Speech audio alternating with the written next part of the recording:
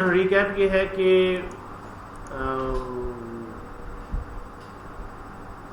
हमने शुरू में ही बात की थी कि प्रोजेक्ट क्या होता है, प्रोग्राम क्या होता है, पोर्टफोलियोज क्या होते हैं। तीनों की मैनेजमेंट स्टाइल्स डिफरेंट है ऑब्वियसली। एक प्रोजेक्ट मैनेजर देख रहा है प्रोग्राम को 5 प्रोजेक्ट देख रहा है और पोर्टफोलियो को 5 प्रोग्राम देख रहा है, ग्रुप पोर्टफोलियोज भी होते हैं। फिर हमने डिस्कस किया था कि एक एनवायरनमेंट है, उसकी अंडरस्टैंडिंग है, कल्चर है, उसका टाइम जोन है, आपके मुख्तलिफ वर्चुअल लेवल के ऊपर टीम्स मौजूद हैं, कोलोकेशंस भी हो सकती हैं, ठीक है। तो उस एनवायरनमेंट की अंडरस्टैंडिंग है प्रोजेक्ट के अंदर। और फिर आपको मैंने बताया था कि आपके 3 हिस्सों पर डिवाइडेड है, एनवायरनमेंट, प्रोसेस एंड पीपल, ठीक है। तो आपके जो लोगों की इंगेजमेंट्स हैं, ठीक है, वो सारी, और आपका जो एनवायरनमेंट है और उसमें इन्वॉल्व प्रोसेस है, तो वो हमने सारे नॉलेज एरियाज में प्रोसेस को निकाल लिया, ठीक है। अच्छा, अब जाहिर बात है कि जब प्रोजेक्ट लाइफ साइकिल को बड़ा अंडरस्टैंड किया हमने, उसमें इटर्नल ट्रायंगल को भी देखा हमने, आपस में उसका मिक्सचर भी किया, पाकिस्तान में कैसे काम हो रहा है प्लानिंग कमीशनिंग में वो भी देख लिया हमने। तो ये मुख्तलिफ हमारा एडवांस प्रोजेक्ट लाइन में प्रिंस 2 में क्या हो रहा है वो भी हमने देख लिया। तो हमारा एक वहाँ पे हमने इन्वायरमेंट के अंदर इन सब चीज़ों को स्टडी किया। कुछ ऑर्गेनाइजेशन प्रोजेक्टेड है, कुछ फंक्शनल है, कुछ मैट्रिक्स हैं काम कर रही हैं मार्केट में, रिसोर्स यूटिलाइजेशन हो रही है, रिसोर्स लेवलिंग हो रही है, ठीक है ना, मुख्तलिफ लेवल पर। फिर हमने क्या बात की, हमने कहा जी ये प्रोसेस है मेजर 5 प्रोसेस। 5 प्रोसेस में हमारे पास इनिशिएशन है, प्लानिंग है, एग्जीक्यूशन है, कंट्रोलिंग है और क्लोजिंग है।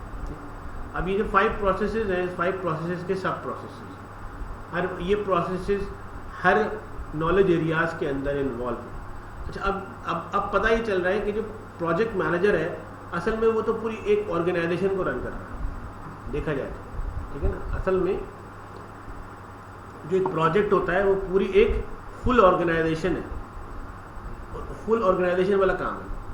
वो जो प्रोजेक्ट मैनेजर है he should be experience person, 5 years 6 years experience person, इसीलिए कहते हैं क्योंकि वो पूरी प्रोजेक्ट की सारी चीज़ों को देखेगा। अब वो इनिशिएशन में देखेगा, उसकी फिजिबिलिटीज देखेगा, वो देखेगा हमारी रिसोर्सेज कब अवेलेबल है, वो देखेगा कि मैं कहाँ से फाइनेंस अरेंज करूँगा, वो देखेगा मेरे नेटवर्क्स क्या हैं, ठीक है ना, मैं और क्या काम किससे ले सकता हूँ। तो ऑल ओवर वो एक एक्सपीरियंस आदमी होगा जो ये काम सोचेगा, फिर वो डेप्यूट करेगा किसी को उसके ऊपर। अब स्कोप की बात की थी हमने, फिर हमने कहा अगर हम खुद बना रहे हैं तो एक अलग बात है, प्रोजेक्ट कई तरह से इनिशिएट होते हैं, हमने बात की थी। अगर कोई प्रोजेक्ट आ रहा है, चाहे वो कंपनी का इनसाइड है या वो आउटसाइड प्रोजेक्ट है, तो एनी हाउ हम उसका स्कोप लिखेंगे। In scope, out of scope, दोनों बात लिखेंगे। हमारा क्या काम, बाहर से क्या कराना है या कोई और क्या कर रहा है, ठीक है। अब इन स्कोप में हमने पहले तो रिक्वायरमेंट्स ली, क्लाइंट है तो क्लाइंट से लेंगे, टू एंड फ्रो मोशन होगा, कई मीटिंग्स होंगी, ठीक है ना, पता चलेगा कितने डिपार्टमेंट उनके इन्वॉल्व हैं, कितने डिपार्टमेंट हमारे इन्वॉल्व हैं, कैसे उनकी इंटीग्रेशन कनेक्शन होगा, वो सारा स्कोप पे आपने उतार लिया। स्कोप के अंदर आपने ये फाइनल कर लिया कि ये काम करना है और यही करना है। ये काम जब होगा तो उसको वेरीफाई कैसे करेंगे, उसकी भी बात हो गई, उसकी वैलिडेशन कैसे होगी, ठीक है। कोई चेंज आ गया तो क्या होगा, ठीक है। तो चेंज कहाँ तक पॉसिबल है वो डिस्कस होता है, वो मीटिंग्स में डिस्कस होता है कि भाई ये चेंज पॉसिबल है, क्लाइंट ये भी कह सकता है और ये भी कह सकता है। जैसे हम मुख्तलिफ किस्म के काम करा रहे होते हैं तो हम कहते हैं यार ये प्रिविलेज रखना, ये कल को ये बात कर सकता है ये, ठीक है ना। तो छोटा मोटा अगर प्रिविलेज है तो हम रख देते हैं, अगर कोई बहुत बड़ा है तो दायरे बात नहीं रख सकते। मेजर चेंज हम ऑब्वियसली नहीं रख सकते, माइनर चेंज की हम उसके अंदर गुंजाइश रखते हैं।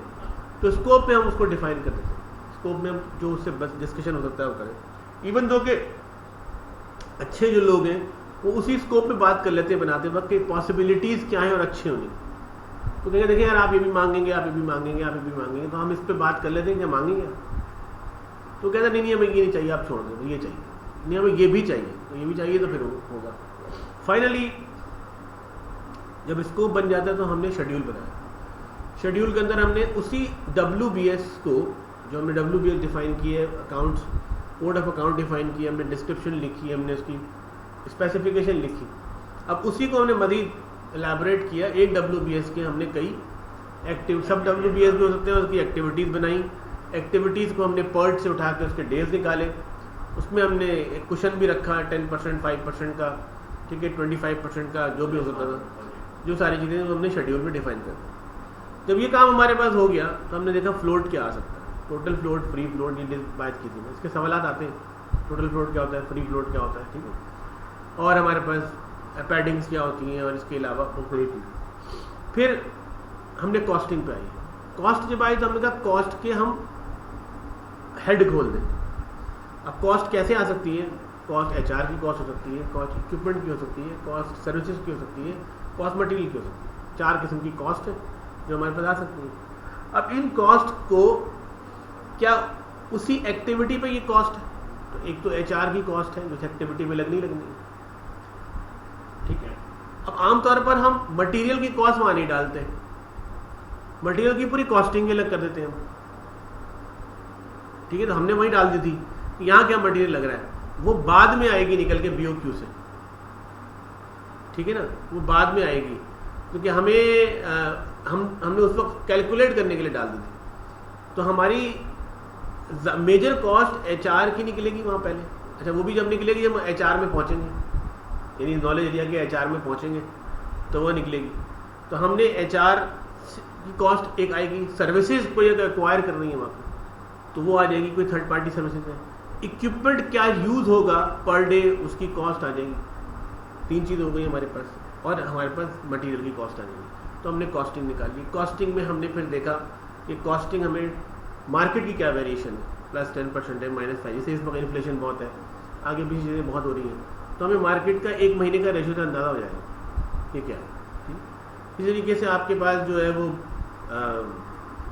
आपने जो है वो एक 25% बजटेड कॉस्ट का एरिया रखा, मैंने बताया था कि, और मार्केट में अगर आप नए हैं तो आप 100% कॉस्ट के ऊपर भी काम कर सकते हैं, क्योंकि आपके पास कुछ भी हो सकता है, ब्लैक हो सकती है, अगर आप पैसा नहीं तो ब्लैक में होते हैं, ब्लैकमेल हो सकते हैं, लेकिन आप जब आप बड़े टेंडर उठाते हैं तो मार्केट के अंदर बड़े लोग बैठे हैं पहले से, वो आपको दूसरी तरीके से खींचेंगे।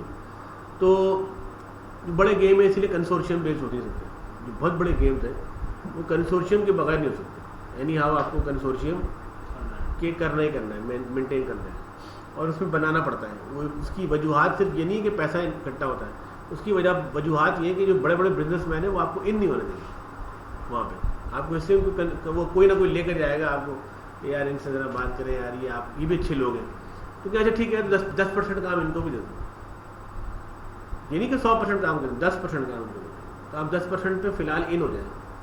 ये मार्केट का तरीका है काम बिजनेस के अंदर इन होने का, वरना कोई आपको इन नहीं होने देगा उस काम में। किसी भी काम में आप नए काम में हाथ डालें, यानी आप जब जॉब कर रहे हैं, अगर आपने अभी बिजनेस स्टार्ट कर लिया तो कर लिया, आप ठोकर खा के गिरेंगे फिर उड़ जाएंगे, लेकिन अगर आप 10 साल गुजर गए फिर आप बिजनेस नहीं कर सकते, फिर नहीं कर पाएंगे आप, फिर इन नहीं हो पाएंगे। फिर लोग फंस जाते हैं, कहते हैं ना जॉब में फंस गया आदमी तो फंस गया, वो इसीलिए फंस जाता है आदमी, इसलिए कि मार्केट की एक एक्सेप्टेंस पावर है, वो आपको एक्सेप्ट नहीं करेगी। देखा ये नए आदमी को, या तो बहुत पैसा लेके कूदे आप, फिर या तो आप बहुत फाइनेंस लेके कूदेंगे, आपका कोई मुकाबला ही ना कर सके, और क्वालिटी भी हो, गट्स भी हो, रिलेशनशिप भी हो, नेटवर्क्स भी हो, तब आप शायद सक्सेस कर जाएं, वरना फौरी तौर पर आप अगर इस उम्र में जाके कूदेंगे तो बहुत मुश्किल होता है। कोई भी नया मार्केट हम जब टैप करते हैं तो हमारी कोशिश नहीं होती कि हम खुद जाके बढ़ जाएं, ठीक है ना। तो हम जैसे यूके की मार्केट में काम कर रहे हैं, हम श्रीलंका में काम कर रहे हैं, फार ईस्ट में कर रहे हैं, ठीक है ना, पाकिस्तान में तो कर ही रहे हैं ऑब्वियसली, लेकिन यूएस की मार्केट में मैं इतना काम नहीं कर रहा। अच्छा, तो मैं यूएस की मार्केट में काम करना चाहता हूँ तो मुझे लोगों ने कहा आप चले जाए, मैंने कहा नहीं, मैं जाना नहीं चाहता अभी, मैं नेटवर्क देख रहा हूँ।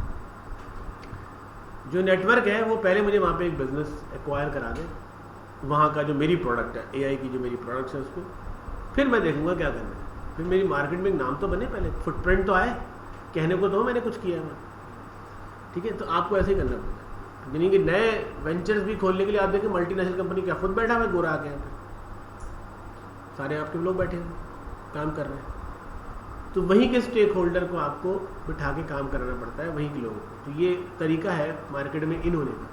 तो आपको वो इन्फ्लेशन, वो जो 75-25% का मार्जिन था वो इसीलिए था कि आपके मैग्नीट्यूड क्या हो सकते हैं, तो ये वेरी करेंगे हर मार्केट से मार्केट तक वेरी करेंगे। जैसे पाकिस्तान के अंदर 200% भी हो सकता है इस वक्त हालात जो है, कोई इन्वेस्टर नहीं आएगा, 200% तक वेरी कर जाएंगी चीज़ें आपकी डेली बेसिस पे जिस तरह चेंज आ रहा है। तो कोई इन्वेस्टर आएगा तो अपना 200% का पूरा एक हिसाब किताब बनाकर आएगा, तो मैं तो ऐसे काम करूँगा। अच्छा, उसके बाद आ जाइए आपने जब ये मैग्नीट्यूड निकाल लिया, फिर आपने पीवी डिफाइन किया, यानी कि प्लान्ड वैल्यू, ठीक है ना। आपने ईवी छोड़ दिया, अर्न वैल्यू, आपने एसी छोड़ दिया, एक्चुअल कॉस्ट, ठीक है। फिर एसवी आपने छोड़ दिया, शेड्यूल वेरिएंस और कॉस्ट वेरिएंस, ठीक है। ये आपने एग्जीक्यूशन के दरम्यान में छोड़ दी सारी चीज़ें। जब एग्जीक्यूशन होगी तो ये जो हमने निकाली भी थी, बात भी की थी। कुछ फॉर्मूले मैंने आपको दिए थे, 100 फार्मूलाज भी दिए अलग से, मैंने आपको, काम आएंगे आपके, दिए थे।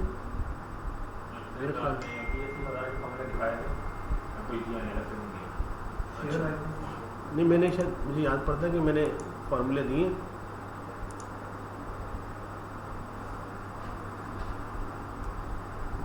ये फॉर्मूला दे, चलो मैं इसको जब तक दे देता हूँ यहाँ पर, जो कुछ यहाँ दे सकता हूँ ये दे दूँ आपको मैं।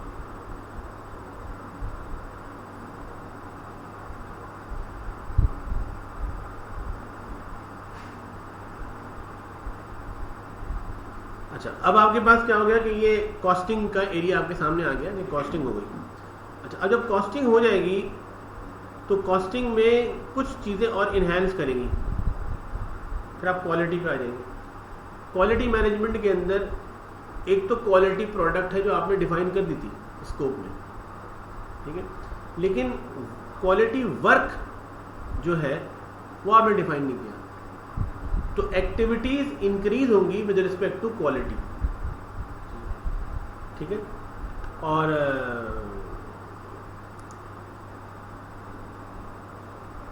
उसको आपने जो है वो क्वालिटीज को क्वालिटी लेवल पर, एक तो क्वालिटी की जो हमने देखा था कि हमने मुख्तलिफ चीज़ें यहाँ पे लिखी थी, वो हमने लिखी थी, और उसके अलावा हमारे पास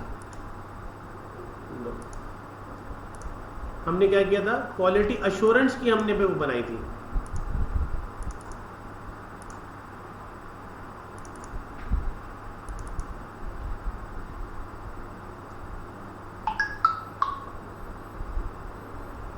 ठीक है, तो क्वालिटी अश्योरेंस लेवल के ऊपर हमने मुख्तलिफ एक्टिविटी और इन्हेंस की।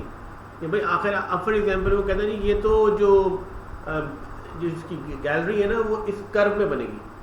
भाई वो कर्व कितना है, उसकी क्या डायमेंशन है, वो कितने डिग्री पे घूम रहा है, ऐसे किस जगह से उसकी सेंटर पॉइंट है, वो डिग्रीज कहाँ तक होंगी। तो अब वो आपने अगर उसको बताया है इस तरह से घूमना है, तो जब वो कंस्ट्रक्ट हो रही होगी उस लेवल पर आपको उसको वहाँ चेक करना होगा, सरिये को, ठीक है ना, उसकी लेंथ को। अगर आपने वो नहीं चेक किया, वो रेशो भी होगा, ठीक है। तो अगर आपने नहीं चेक किया उस वक्त तो काम खराब हो जाएगा। तो आप इंस्पेक्शन होगी सारी, उसमें आपका जो बंदा होगा क्वालिटी इंस्पेक्टर होगा, ठीक है ना, और वो क्वालिटी लेवल के ऊपर, जैसे हमने यहाँ लिखा था, क्वालिटी लेवल के ऊपर आपकी जो है वो ये चेकलिस्ट होगी पूरी। अच्छा, ये जो क्वालिटी के वो होते हैं मेयार स्टैंडर्ड्स, ये किस स्टेज पे फाइनलाइज होती हैं? डिजाइन स्कोप, इनिशियल उसमें स्कोप में होते हैं कि इस स्टैंडर्ड के मुताबिक हम, और उसकी बेसिस पे ये वो टेस्टिंग मेथड्स होंगे जो हम इस्तेमाल करेंगे इन ऑर्डर टू इंश्योर कि ये हम स्टैंडर्ड को मीट कर रहे हैं। बिल्कुल ऐसा। जैसे बिल्डिंग स्टैंडर्ड जो होते हैं हर जगह के डिफरेंट हैं।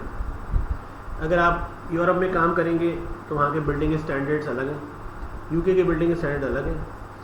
मलेशिया आप जाएंगे तो वहाँ पे वो पेट्रोनास स्टैंडर्ड्स हैं, उनके अपने स्टैंडर्ड्स करने पड़ेंगे आपको। ऑस्ट्रेलिया में आप जाएंगे तो ऑस्ट्रेलियन बिल्डिंग स्टैंडर्ड है। अमेरिका में आप जाएंगे तो उनके अपने स्टैंडर्ड्स। अच्छा, स्टैंडर्ड की सर्टिफिकेशन है, जो भी इंजीनियर होगा वो सर्टिफाइड होगा उसका, ठीक है। अब आपको अगर उन्होंने वहाँ पे काम करना है तो वो लाइसेंस कंपनी खुद ही कहेगी आपको कि आपको ये स्टैंडर्ड यूज़ करना है। उस स्टैंडर्ड में तकरीबन चीज़ें डिफाइन है, हर चीज़ की, civil work, MEP, construction, woodwork, हर चीज़ प्रॉपरली डिफाइन है, कितने सूद, कितना रेशो, कितना फलां, ये वो। इवन दो कि आपके जो इलेक्ट्रिकल सिस्टम्स हैं, वो अगर आपका कंप्यूटर सिस्टम है तो वो, नेटवर्क से तो वो, डेटा सेंटर है, वो सबके डिफाइन है। डेटा सेंटर का TIS स्टैंडर्ड्स होता है, नॉर्मली आप वही यूज़ कर रहे हैं, सिंगापुर का बनाया हुआ स्टैंडर्ड है, वो सारे स्टैंडर्ड यूज़ हो रहे हैं।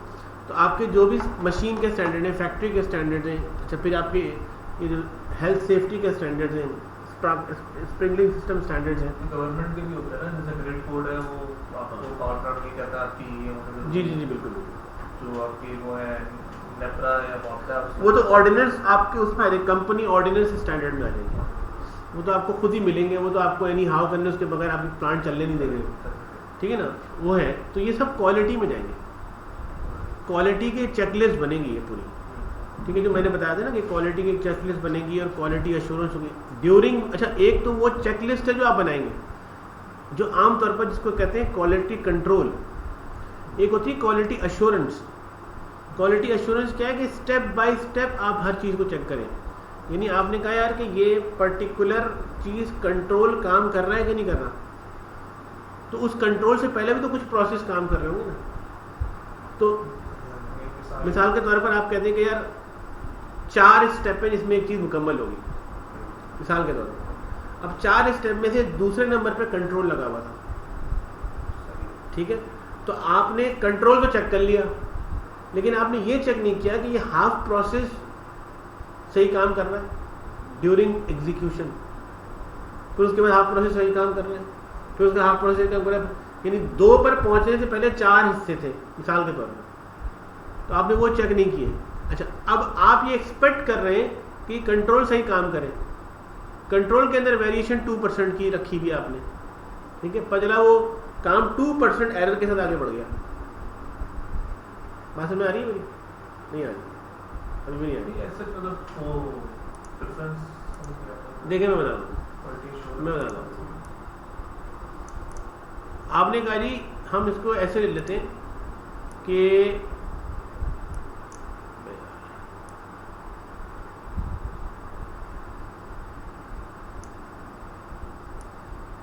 ये एक काम है, समझ लें, एक वर्क है जो आपने परफॉर्म कराना है। इसके हम देखते हैं कितने हिस्से बन सकते हैं।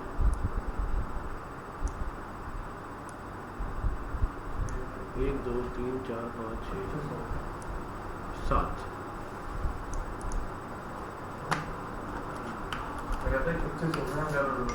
अच्छा, नमाज पढ़नी जाएंगे? अच्छा ठीक है, चलिए फिर बात हो रही थी क्वालिटी की ना, अब यहाँ पर बात छोड़ी थी मैंने।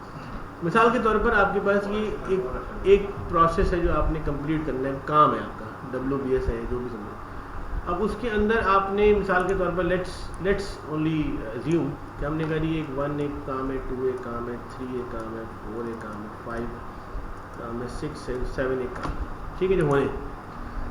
फॉर सपोज आपने कहा जी कि ये एक जगह है जहाँ पर आपने एक कंट्रोल लगाया हुआ है C1, ठीक है, दूसरा एक कंट्रोल आपने लगाया हुआ है, ये है C2।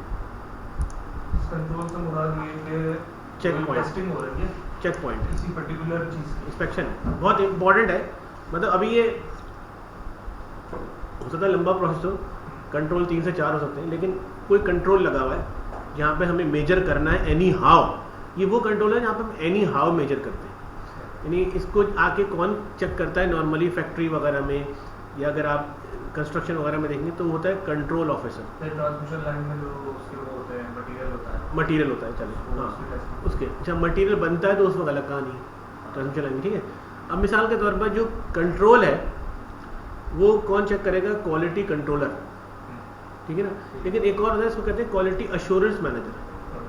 क्वालिटी अश्योरेंस मैनेजर का काम कुछ और है, वो क्या करता है कि वो इस कंट्रोल से पहले की चीज़ों को भी चेक करेगा, यानी वो बेसिकली मेजर अश्योरेंस देख रहा है। मिसाल के तौर पर अगर इससे ऊपर एक और प्रोसेस होता, फॉर सपोज 0 प्रोसेस भी होता वो, ठीक है, 0.5 प्रोसेस होता, ठीक है, तो कंट्रोल तो बाद में चेक पहुंचेगा वो, उससे पहले कि 2 प्रोसेस अगर लाख के हैं और ये ख़राब हो गए तो ये कंट्रोल वाला कहेगा भाई ये क्या कर रहे हो, सही करो।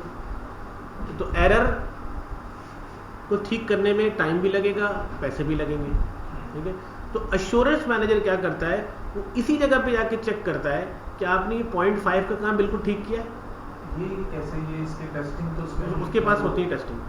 अच्छा, इसकी मिसाल जैसे साइट इंजीनियर है, की बात करें, साइट इंजीनियर, प्लांट का साइट इंजीनियर, वो हर प्रोसेस को देख, वहाँ पर लेन होती है, लेन के प्रोसेस को देख रहे हैं, एक्चुअली मैनेजर होते हैं वो। अच्छा, क्लाइंट की तरफ से जैसे normal क्लाइंट की तरफ से होते हैं, क्वालिटी एश्योरेंस मैनेजर होते हैं। अच्छा, उनको आइडिया होता है बहुत अच्छी तरीके से कि इस, अब जाहिर बात है वहाँ तो बहुत, ये तो हम 7 लिख रहे हैं, वहाँ पे 200 प्रोसेस होंगे। अब वो ये देख रहा होता है जाके कि इस जगह को मैं देख लूँ, मिसाल के तौर पर टेक्सटाइल है, धागा बन रहा है, तो धागा तो ऐसे नहीं बनता। धागा तो जब वो होती है, क्या कहते हैं उसको, वीविंग से भी पहले क्या कहलाता है उसको, कोमिंग क्या नहीं, ढूंढते हैं यहाँ पे रुई को, उसको क्या कहलाते हैं, स्पिनिंग होती है, ठीक है ना। स्पिनिंग के अंदर बहुत खतरनाक काम होता है, धुआं धमाल। अब वहाँ पर वो चेक करता है कि जब ये स्पिनिंग होती है ना, जब वो रुई को ढूंढ रहे होते हैं, तो वो जिसमें से बाहर निकालते हैं, जब उसको धागे को एक एक करके वो बनाना शुरू करते हैं, उस वक्त वो चेक करते हैं। अच्छा, इवन के वो कंट्रोल नहीं है, मशीन बना रही होती है, मशीन की भी तो कैपेबिलिटी होता है, मशीन मेंटेनेंस मांग रही हो, मशीन को ज़रूरत हो कि ठीक हो जाए, तो वो स्ट्रेंथ आगे धागे की नहीं बनेगी।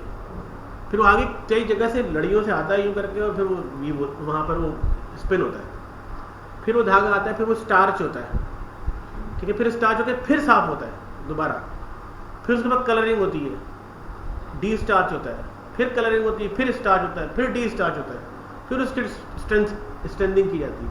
वो एक पूरा प्रोसेस होता है धागा बनने का। फिर धागा जब बन जाता है वीविंग, तो फिर कपड़ा यहाँ बनता है, 2 धागे आपस में मिलकर चल रहे होते हैं, टकाटक, ठीक है ना। उसमें जैकार्ड अलग बनता है, डिज़ाइन भी बन रहा होता है साथ में, तो वो अलग अलग डिपार्टमेंट है। अब वो जो पार्ट है जहाँ पर गलती कहाँ हो गई, अगर कपड़ा धागे बनने की स्ट्रेंथ ही ठीक नहीं है, तो कपड़ा सही बनेगा ही नहीं, आप लाख कोशिश कर लें, ठीक है ना। तो वो चेक करते हैं, इनके R&D डिपार्टमेंट होते हैं, टेस्टिंग होती है बाकायदा प्रॉपर, ठीक है। अब इनके एश्योरेंस मैनेजर है, ठीक है। मैंने इसकी बड़ी सिंपल मिसाल इसलिए दी कंस्ट्रक्शन की, कि हमें एक गोलाई के अंदर मिसाल के तौर पर एक गैलरी बनानी है, ठीक है। अब उस गैलरी को अगर जब उसे लोहा ही सही नहीं बिठाया है, तो वो उसके लाख को कर ले, वो गैलरी की दीवारें सीधी गोलाई में नहीं बन सकती, ठीक है। तो उस लेवल पर एश्योरेंस की ज़रूरत पड़ती है, ठीक है। और एश्योरेंस के पूरे अपने प्रोसेस है, इसीलिए जो एश्योरेंस मैनेजर हैं उनके लिए ज़रूरी है कि वो डोमेन एक्सपर्ट हो। जो आमतौर पर क्वालिटी एश्योरेंस के लोग होते हैं ना, वो ऐसा नहीं है कि मैं क्वालिटी कंट्रोल का आदमी कहीं से भी आ सकता है, वो ISO का हो सकता है, वो किसी का भी हो सकता है, वो आके आपके स्टैंडर्ड देखेगा, फिक्स टेस्ट है। लेकिन जो एश्योरेंस मैनेजर्स हैं वो डोमेन कंट्रोल हो सकता है, उसका पता होता है उसको कि क्या हो रहा है। अच्छा, दूसरी बात, इसकी और अच्छी मिसाल हम देखें तो आगा खान के अंदर जो मिसाल के तौर पर हम इमरजेंसी है, या और दूसरे हॉस्पिटल में इमरजेंसी है, तो अच्छे हॉस्पिटल्स के अंदर इमरजेंसी के अंदर बाकायदा आके डॉक्टर ही एश्योरेंस मैनेजर है और कंट्रोल मैनेजर है। वो आके बाकायदा तौर पर एक डॉक्टर आएगी, वो देखेगी खोल के कि स्टरलाइजेशन कैसे हुई, सिरिंज कैसे आ रही है, खड़े होकर देखेगी, ऑब्जर्व कर रही होगी, डॉक्टर जो है वो सिरिंज निकाल के करके आ रहा है, उसने ग्लव्स पहने, उसने निकाल के उसको साफ किया, उसने नई बोतल से पचला, एक बोतल का इंजेक्शन आधा यूज होता है, उसने आधा दूसरे को लगा दिया, ठीक है ना। ये सारी चीज़ें कौन पता जान सकता है, वही जान सकता है जिसको इसकी एक्सपर्टीज़ का, इसके आफ्टर इफेक्ट्स का पता है। तो हमारे पास यहाँ पे क्वालिटी एश्योरेंस और क्वालिटी कंट्रोल की अलग अलग फील्ड्स बनेंगी, और यहाँ पर हर डोमेन एक्सपर्टीज होंगी। तो ये काम नॉर्मली तो स्कोप में डिफाइन होता है, क्योंकि जब डिस्कशन हो रही होती है स्कोप की, उस वक्त क्वालिटी की भी डिस्कशन हो जाती है, ठीक है। अच्छा, अब उसके बाद फिर हमने क्या किया था, हमने HR हायर की। HR के मुख्तलिफ मेथड्स मैंने आपको बताए थे कि यार थर्ड पार्टी से जाके लोगे तुम, या तुम्हारे कंपनी के अंदर मुसलसल इंटरव्यूज होने चाहिए, या फिर आपके पास स्पेसिफिक वर्क के लोग होने चाहिए। अब HR को हमने यहाँ पे दिखाया भी था कि हमने HR जो है वो जैसे हायर करते जा रहे हैं तो लिस्ट बनती जा रही है। यहाँ पर बाहर आप जाएंगे, जब आप कोई बड़ा प्रोजेक्ट करेंगे तो आप HR कंपनी को पहले से रोल भेज देते हैं कि हमें इतने रोल के इतने लोग, इतने रोल के इतने लोग, इतने लोग, वो आपको वॉक इन इंटरव्यूज पे भेजना शुरू कर देते हैं साइट पे। तो आप क्या करते हैं, आपकी एक HR की टीम, एक टेक्निकल एक्सपर्ट, उनका इंटरव्यू लेना शुरू पड़ता है और वहीं हायरिंग हो रही होती है। अच्छा भाई आप आ जाओ, आप चले जाओ, आप चले जाओ, मतलब खुद ही वो बुला लेते हैं। तो फाइनली ये होता है कि वो 4 हफ्ते पहले से जाके ये काम कर लेते हैं, ताकि आपकी HR को वो इसके ऊपर डेजिग्नेट कर दें और उनको बता दें कि यार आपने हमें 400 आदमी भेजे थे, तो हमने 300 को सिलेक्ट कर लिया, 300 को आप भेज दीजिए इस टाइम से इस टाइम। तो वो 300 आदमी आपके पास सिलेक्ट हो गए, ठीक है। उनकी कॉस्ट आपके पास वहाँ रिफ्लेक्ट हो जाएगी कॉस्टिंग में। तो हमने ये काम कर लिया। उसके बाद हमने क्या किया था, हमने कम्युनिकेशन की थी।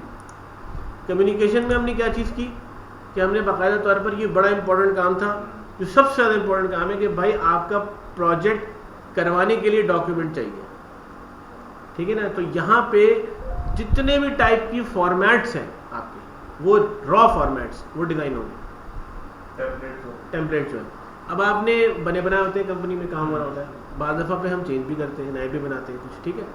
वो टेम्पलेट्स आप डिज़ाइन कर देंगे, उसमें आपके WBS आप लिखेंगे, उसकी एक्टिविटीज आप लिखेंगे, डेली प्लान है प्लानिंग फेज में, डेली प्लान आप लिखेंगे, किसको देना है आप लिखेंगे, कितनी कॉपियाँ बननी आप बताएंगे, ठीक है। अगर कोलोकेशन से बाहर जा रहे हैं लोग और वहाँ साइट पे जाके काम करेंगे तो बटालियंस बनेंगे, तो बटालियन लेवल के ऊपर सबके पास डॉक्यूमेंट होना चाहिए।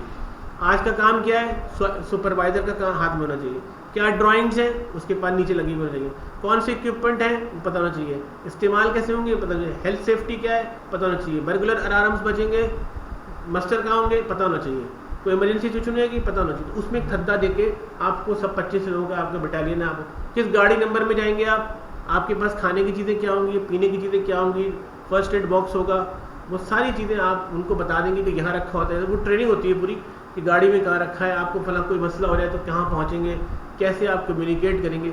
तो ये सारा प्लान आपने उनको उस कम्युनिकेशन में देना है। एक तो ये काम हो गया। अब काम हो गया तो कौन साइन करेगा, तो वो साइन करेगा सुपरवाइज़र, साइट इंजीनियर, और फिर आएगा असिस्टेंट प्रोजेक्ट मैनेजर के पास। प्रोजेक्ट मैनेजर के पास आखिर में आएगा कि सर ये काम हो गया। अच्छा ये काम हो गया तो इसमें कितना मटेरियल यूज़ हो गया, इसके अंदर क्या क्या सामान पहुंच गया था, क्या नहीं पहुंचा, क्या इश्यूज खड़े हो गए, क्या ग्रीवेंसेस आ गए, ठीक है ना, आज का काम नहीं हो सका, क्या रीज़न है, कल पे चला गया तो कल हो जाएगा क्या, वो भी हो जाएगा ये भी हो जाएगा, हो नहीं सकता तो डिले हो गया काम, ठीक है। तो वो अब आपका ये फ्री फ्लोट शुरू हो गया, ठीक है ना। और अगर ये टोटल फ्लोट में से भी निकल गया आगे तो आपका प्रोजेक्ट डिले हो गया, ठीक है। तो अब आपको ये नज़र रखनी है कि यार ये काम बड़ा क्रूशल था और ये आज नहीं हुआ है, इट मीन्स कि ये तो 2 दिन डिले हो जाएगा। तो आपको कुशन होता है जो आपने रखा था पर्ट में, ठीक है, इसीलिए रखते हैं आप, ठीक है ना। आपको पता होता है कि ये मसला आएगा, क्योंकि देखिए आप as a being a project manager आप अपने आप को तो ख़राब नहीं करेंगे ना, आप कुशन रख के मैनेजमेंट को बताएंगे। अगर आपने कुशन रख के मैनेजमेंट को नहीं बताया तो आप खुद फंस जाएंगे, बिल्कुल नेक टू नेक आप कभी भी बात नहीं होती, ठीक है। वो मैनेजमेंट कौन है, आप बीइंग अ CEO काम कर रहे हैं और आपने आगे इन्फॉर्म करना है, ठीक है। तो यहाँ पर आपके पास पूरा प्लान आएगा, आपने देना कैसे उसका वे भी आपने तय करना है।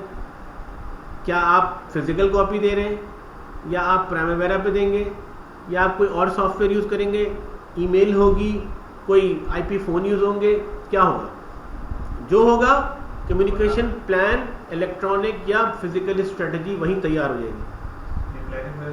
प्लानिंग फेज में होगी ये बेसिकली, मतलब कितने उसमें होगी, ड्यूरेशन में या किस तरह, सब प्लानिंग में तय होना ही है, सब प्लानिंग का काम है। अभी कोई काम एग्जीक्यूशन में नहीं खड़ेगा, टोटल प्लानिंग हो रही है अभी आपके पास। अभी तो प्लानिंग में ही सब चीज़ें आपने रेडी रखनी है, क्योंकि आपने तो ये करना है कि आपको फाइल होनी चाहिए। यार ये 300 दिन का प्रोजेक्ट, 300 फाइलें हैं,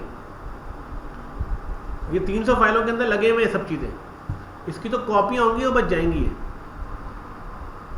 प्लानिंग तो यही है ना भाई, ये थोड़ी है प्लानिंग कि मैं ये कहूँ कि यार नहीं आप अगले हफ्ते की देख लेंगे क्या करना है, ये प्लानिंग थोड़ी है। फिर प्लानिंग तो यही है, जो आपको इतना हैवी अमाउंट दे रही है company as a project manager कि आप इस काम को कराएं, तो वो किस लिए दे रही है, ये सबसे इंपॉर्टेंट फेज है ये कम्युनिकेशन, वो इस चीज़ के पैसे दे रही है, क्योंकि सब कुछ जाएगा पेपर पे। अच्छा इवन दो कि प्राइमेवेरा पर भी आ जाती है ना चीज़ें, तब भी एक पेपर जाता है साइट इंजीनियर को, साइट प्रोजेक्ट असिस्टेंट मैनेजर को एक जाता है।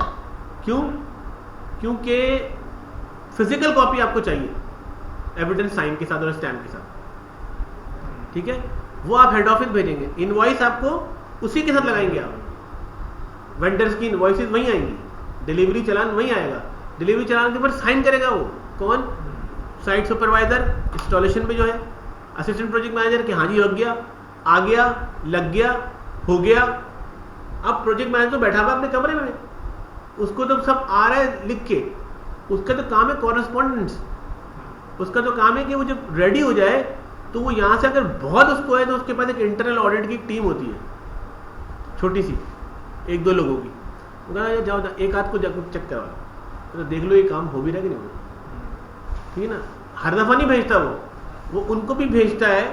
बाय प्रोसीजर ये होता है कि जब हमारे पास फाइल आती है उसकी लिख के कि ये काम हो गया सर, आज हफ्ता क्लोज हो गया, सारे काम हो गए हफ्ते के, हफ्ते की फाइल आती है नॉर्मली, डेली बेसिस की भी हम लगी होती हैं शीटें उसमें, हम इतना जाहिर बात है हमें भी पता है डिले होता है, तो फ्री फ्लोट को देखते हुए हम 5 दिन के काम को एक्यूमुलेट कर लेते हैं। हम कहते हैं यार हमें नहीं पता, तुम हफ्ता भी लगा लो, मुझे नहीं पता, मैं किसी को बताऊंगा नहीं कि हफ्ते को भी तुम काम पे गए थे, लेकिन बात यह कि तुम ये काम करके देना, मुझे हफ्ते को फाइल दे देना। हफ्ते को वो ये फाइल आ गई या जुम्मे को आ गई तो उसने वहाँ जाके वो फाइल इंटरनल ऑडिट को भेजनी है। वो इंटरनल ऑडिट से थ्रू होके आएगी मेरे पास, वो साइट पे ही बैठी होगी टीम। अब वो जब आएगी तो हम उसको कहते हैं कि भाई तुम चेक तो करते हो इनवॉइसेज ये वो सब वेरीफाई करते हो, वेंडर को फ़ोन भी कर लेते हो, कभी एक दफ़ा जाके भी देख लिया करो साइट पे क्या हो रहा है। तो कम से कम हफ्ते में 1 दिन चले जाओ, जुमेरात वाले दिन, कभी पीर को चले गए, ठीक है। तो वो फिर क्या होता है कि अश्योरेंस हो जाती है, क्योंकि हर तरह के जगह लोग हैं यार, हर करप्शन सिर्फ पाकिस्तान में नहीं है, ठीक है ना, हर जगह है। तो बात ये कि आपको देखना पड़ता है कि कितना काम सच हो रहा है, आपकी रिस्पॉन्सिबिलिटी या आप समझ लें आपकी मैनेजमेंट है, तो आपने जवाब देना है, उन्होंने जवाब नहीं देना। वो कहेंगे यार तुम साइन करके भेजते रहते, एक दिन जाके देखते, ठीक है। तो हम भी खुद चले जाते हैं, बाद दफ़े ऐसा होता था मैं साइट पे खुद चला जाता था गाड़ी में बैठ के कि चलो यार चलता हूँ, आज मैं भी चलूँगा, साइट नंबर 1 पे चलेगा, कभी 2 पे चलेगा, फिर 4 पे चलेगा, 7 पे चलेगा, चले गए उस एरिया में। तो अच्छा भाई ये चाहिए डॉक्यूमेंट, ये हो गया यार, ये चीज़ें हो गई, हाँ नज़र आ रही है कि हो रही है, तो आपको भी एक एतमाद होता है, सामने वाली टीम को भी डर होता है यार किसी भी दिन आ जाएगा, कुछ पता नहीं है, तो अपना काम पूरा करेंगे। आप जाएंगे ही नहीं, बहुत सारे पेज में जाते ही नहीं, कहते हैं भाई आता ही नहीं, छोड़ो कौन जाए, ठीक है ना, कौन करे, ऐसा भी होता है। तो यूजुअली आपको एक चक्कर मैनेजमेंट बाय ऑब्जेक्टिव्स, ये वो MBO जिसको कहते हैं, ये वो टेक्निक है, ठीक है ना। तो आप जाके लगा कर आ जाए, तो आपका जो कम्युनिकेशन का पूरी फाइल बनेगी उसका एक कॉपी तो आप हेड ऑफिस को भेजेंगे पेमेंट के लिए, ठीक है ना। ओरिजिनल मांगती कोई कॉपी हेड ऑफिस वाले कहते हैं नहीं हम खुद आर्काइव करेंगे, बहुत बड़ी कंपनी खुद कहते हैं हम आर्काइव लास्ट में लेंगे आपसे, आप हमें कॉपी भेजें खाली, ठीक है, ओरिजिनल इनवॉइसेज और वो भेज दें, बाकी जो काम हुआ है इसकी कॉपी भेजें। बाद जगह पे होता है कि अगर वो टेंडर हुआ है तो कहते हैं इसकी टेंडर की भी कॉपी लगाया, पूरी जो टेंडर हुआ था उसकी पूरी कॉपी लगा के भेजा करें, POs जितने भी आपने दिए सबकी ले भेजें, ठीक है। बाद जगहों पर ये होता है कि वो कहते हैं यार पूरी मत लगा के भेजा करो, जो काम PO से रिलेटेड हो गया बस वो PO भेजना, ठीक है, और सिर्फ टेंडर की ना हमें फाइनल जो है साइन ऑफ हुआ था एग्रीमेंट वगैरह वो कॉपी भेज दिया करो। तो डिपेंड करता है हर एडमिनिस्ट्रेशन का जो पार्ट है, ये इसमें आज हम देखेंगे प्रोक्योरमेंट में ये बात होनी है। कम्युनिकेशन जो है वो एक तो वो हो रही है जो कि इंटरनली हो रही है उस ऑर्गेनाइजेशन के पूरे उसमें hierarchy from bottom to top, और जो टॉप वाली कम्युनिकेशन है वो कहाँ जा रही है, वो जा रही है बाकी इंटरफेस में, कहाँ पे हेड ऑफिस में, किसके पास जा रही है, कौन रिसीवर, कौन एडमिनिस्ट्रेशन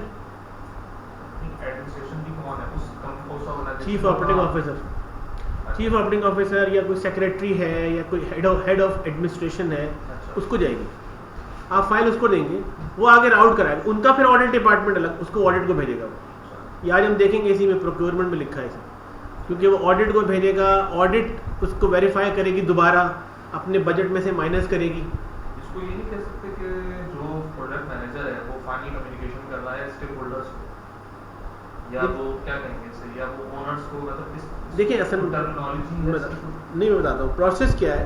प्रोसेस ये है, प्रोजेक्ट मैनेजर का काम है कमीशनिंग करवाना, 3 चीज़ों की रिस्पॉन्सिबिलिटी है उसकी।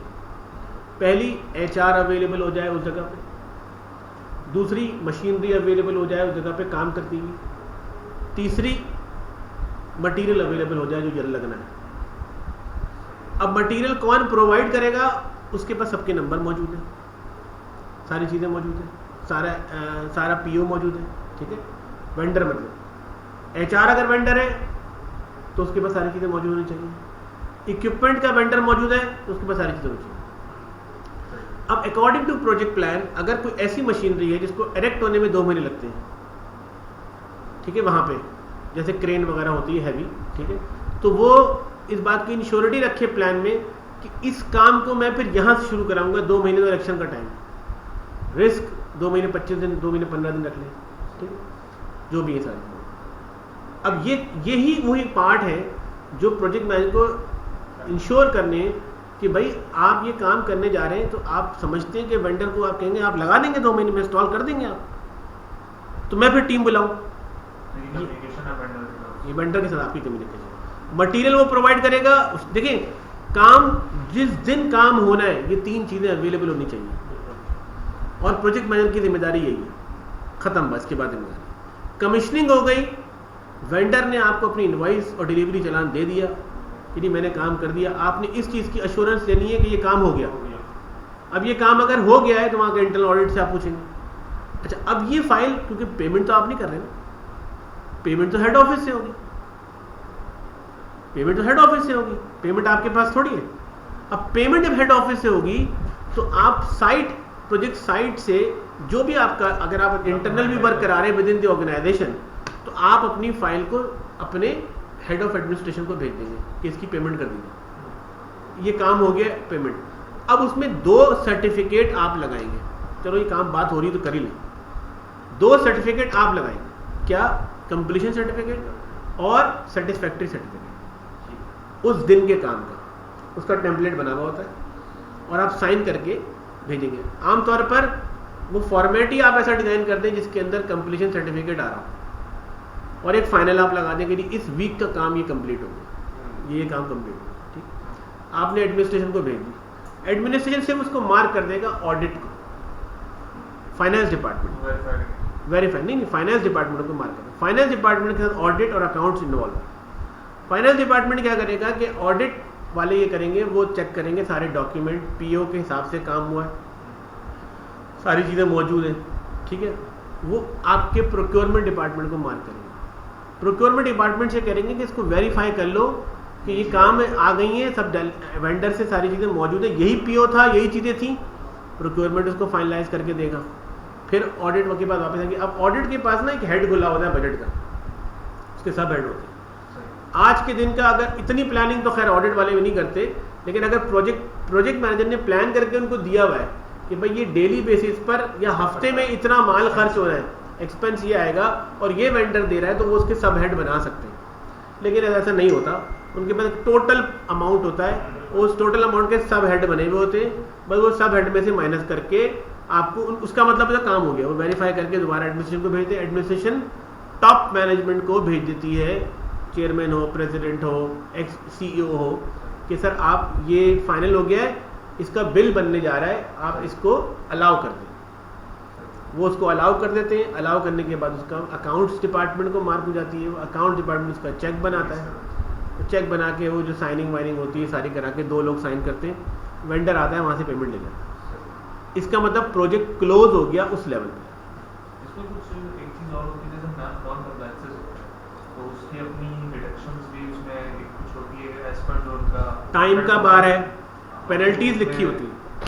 वो होता है कि अगर ये ना हो, क्योंकि बहुत बार ऐसे ही होता है कि जैसे NCS निकलते हैं, नॉन कंप्लायंस रिपोर्ट्स NCR निकल रही होती हैं, बाद में तो पॉइंट बन रहा होता है कंप्लीशन के बाद, तो वो भी साथ में हो रहा होता है या वो एंड में होता है? नहीं, अगर देखिए बात ये है कि अगर कॉन्ट्रैक्ट में ये लिखा हुआ है कि आपके अगर ये काम आपका नहीं हुआ तो पेमेंट, अभी एक प्रोजेक्ट में फंस गया, बहुत बड़ा प्रोजेक्ट है, फंसा हुआ है वहाँ पे, बंदे की पेमेंट फंस गई 1.5 करोड़ रुपये, समझ लें आप। अब वो जो उसने कमिटमेंट की थी वो हो नहीं रहा, मतलब वो एक नई जिद्दत वाली चीज़ थी कोई, समझ लें, वो क्या लाया था नहीं ये हो जाएगा, ये हो जाएगा, अब हम जब गए तो वो हो नहीं रहा।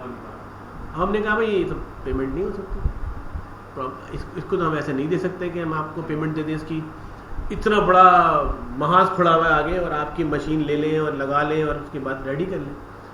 तो अब उस लेवल पे जाके उस आदमी की चीज़ें रुक गई, फंस गई, क्योंकि मेजर चीज़ नहीं चल रही, कंप्लाइंस ही नहीं हो रही, तो पेमेंट नहीं हो रही। ये चीज़ है कि जैसे आपकी जिस पूरी चीज एक तरह से नहीं मैं बता रहा हूँ उसमें पूरी नहीं है, वो थोड़ी बहुत जो है ना चीज वो पूरी नहीं है, 5 करोड़ का प्रोजेक्ट है, बाकी चीजें चल रही, कुछ कंपोनेंट उसमें से क्लियर से, ठीक है, लेकिन वो उससे इंटर रिलेटेड है ना, बात सारी है। दूसरा पार्ट ये है कि जो है वो आपके पास प्रोजेक्ट की डिले है, अगर आप एक टाइम देते हैं वेंडर को कि हम आपको एक टाइम दे देंगे कि अगर आप इस टाइम तक, जैसे मिसाल के तौर पर एक डेट दिया आपने, डेट के बाद आपने 1 महीना दे दिया उसको कि 1 महीने तक हम आपको बर्दाश्त करेंगे, 2 महीने में चले बर्दाश्त कर लेंगे टॉलरेंस लेवल, लेकिन इसके बाद डिले हो गया तो फिर हम 25% आपको पेनलाइज करेंगे आपकी पेमेंट से। अच्छा, उसका तरीक़ेकार ये होता है कि वो तकरीबन कोई 10% तो उससे सिक्योरिटी अमाउंट ले लेते हैं प्रोजेक्ट का, ठीक है, पहले जमा कराना होता है, और 10% वो विदहोल्ड कर लेते हैं हर पेमेंट में से। टेक्निक होती है ना, ये फाइनेंस वाले तो अपनी टेक्निक से खेलते हैं। तो 20% तो आपने होल्ड कर लिया उसका, अब 5% उसको पेनलाइज होगा अगर फिर डिले हो गया, लेट हो गया। पाकिस्तान में तो बहुत कम प्रैक्टिस है इसकी, ठीक है, बाहर के प्रोजेक्ट में बड़ा सख्त होता है, वहाँ तो बड़ी मतलब मारा मारी है, 2 महीना तो होता ही नहीं है, बहुत होगा तो 1 हफ्ता वो आपको दे देंगे बस, इससे ज़्यादा नहीं। उसके बाद आप पेनलाइज होंगे, ब्लैकलिस्ट हो जाएंगे, फिर आप कभी पार्टिसिपेट भी नहीं कर सकेंगे, इस तरह की चीज़ें। तो इसलिए हम क्वेश्चन रख के बात करते हैं भाई, वरना हम हाथ ही नहीं डालते भाई, ब्लैकलिस्ट होने से बेहतर है हाथ ही मत डालो। बहुत सारी SAP की कंपनी ब्लैकलिस्ट हुई है बाहर, इस चक्कर में कि उन्होंने प्रोजेक्ट डाल लिया कि हम कर लेंगे, तो नहीं कर सके, टाइम हमें पता था नहीं होगा, हो भी नहीं सकेगा, चीज़ें होती है बहुत सारी। प्रोजेक्ट कभी भी मशीनरी से नहीं होता, याद रखिए, ये लिखा है ना पीपल प्रोसेस एनवायरनमेंट, ये पागल नहीं है। प्रोजेक्ट का सबसे बड़ा पार्ट है पीपल, प्रोजेक्ट को फेल करने वाले लोग हैं पीपल, प्रोजेक्ट को करने वाले लोग हैं पीपल। अगर आपने उनको ऑन बोर्ड नहीं लिया, उनके साथ मीटिंग्स नहीं की, उनको सिंक नहीं किया, प्रोजेक्ट नहीं हो पाया। अब वो कंपनी के इंटरनल लोग भी हमेशा, ठीक है। नाउ मतलब एक आज इस पर आ जाते हैं, तो ये हो गया एडमिनिस्ट्रेशन वाला पार्ट कि वो अप्रूवल हो गई, पेमेंट हो गई। यहाँ तक हमने लास्ट क्लास के अंदर तकरीबन सारी बातें, क्वालिटी, कम्युनिकेशन। अच्छा, कम्युनिकेशन के अंदर प्रोजेक्ट की प्रेजेंटेशन बनाना, फाइनल कमीशनिंग होने के बाद तक प्रोजेक्ट का प्लान, प्रोजेक्ट की सारी गैंट चार्ट्स, प्रोजेक्ट की कमीशनिंग, पूरी हर चीज़ होगी, पूरी एक आर्काइव प्रेजेंटेशन बनेगी। और फिर प्रोजेक्ट की जो वो है, क्या नाम है उसका, आर्काइव बनेगा। आर्काइव में कम से कम 5 साल तक का तो रिकॉर्ड रखा जाता है, फिजिकल, जितनी पेमेंट हुई है, धंधे, ये वो सब रखेंगे। अब आसानी है, आप आर्काइव करके रख ले सारा, वो स्कैन करके रख ले सारा, ठीक है ना, तो वो तो आप 10 साल तक रख सकते हैं। क्योंकि ये जो जैसे मैंने बताया था ना कि जो आमतौर पर प्रिंस 2 है, उसकी थोड़ी सी डगर डिफरेंट है। तो वो डगर क्या है कि प्रिंस 2 पे जो है ना वो प्रोजेक्ट जब कंप्लीट हो जाता है तो उनकी सारी फिर है project evaluation, project audits, failure projects के ऊपर वर्किंग, ठीक है ना, वो ज़्यादा उस पर फोकस है। बेटा तो मुझे पानी दो, चाय पिला दो, चाय पिएंगे आप लोग? पीनी चाय ले आओ यार, चाय पिएंगे? अच्छा पी, 2 चाय ले आओ। अच्छा यार बात सुनना, उसको बेटा दूध को ना अलग से पहले फेंटना और फिर डालना, ठीक। तो वो क्या कहते हैं, वहाँ पे ज़रा डिफरेंट बात हो रही है, अलग डगर पे बात, वो फिर एक अलग महाज है। जैसे गवर्नमेंट के प्रोजेक्ट्स हो जाते हैं या तो आफ्टर प्रोजेक्ट कंप्लीशन काफ़ी वर्किंग होती है, बहुत वर्किंग होती है, ठीक है ना। वो यहाँ PC 5, 6, 7 जो होता है ना यहाँ पे, वो वही है। तो यहाँ पर फाइलों में रोड बन गई, ठीक है ना, अब रोड तो बन गई है, इवैल्यूएशन किसने की थी, ठीक है, उसकी वेरिफिकेशन किसने की थी, ठीक है ना, उसके आर्काइव्स भी कहाँ तक पड़े हुए हैं, ठीक है ना, कुछ बाकियात तो मौजूद होंगे, ये सब चीज़ें बड़ी मैटर करती हैं नॉर्मली। तो वो ज़्यादा उसके ऊपर बात कर रहा है। यहाँ पर हम बात कर रहे हैं प्रोजेक्ट से रिलेटेड, उसकी एग्जीक्यूशन, उसकी चीज़ें, उसकी तमाम काम, ठीक है। अच्छा, तो यहाँ पर कम्युनिकेशन में आर्काइव तक सारी कहानी आपकी हो जाएगी। पहले ले आओ, ये हो गया इसका, कंप्लीट हो गया इसका? हाँ उसका ये वही है ना मुस्तफ़ा? अच्छा, तो यहाँ तक बात हो गई थी, यह कंप्लीट हो गया भाई, अच्छी खासी समराइज तो क्या पूरी क्लास हो गई। अच्छा, अब ये आपको समझ में आ गया। अब ये उसूली तौर पर ये सारे काम वन गो में हो गए, हमने अलग अलग पढ़े होंगे सारे वन गो में। जब आप प्लान करेंगे तो आपके जहन में हो कि ये सब काम करने वाले, ठीक है। कॉस्टिंग हो सकता है ना कराएं आपसे वो उस हवाले से, मैं बोला करनी है। कॉस्टिंग हो सकता है वो आपसे ना कराएं, कॉस्टिंग को कहना है आप छोड़ दें, हम कॉस्टिंग जो है वो अलग से करेंगे। तो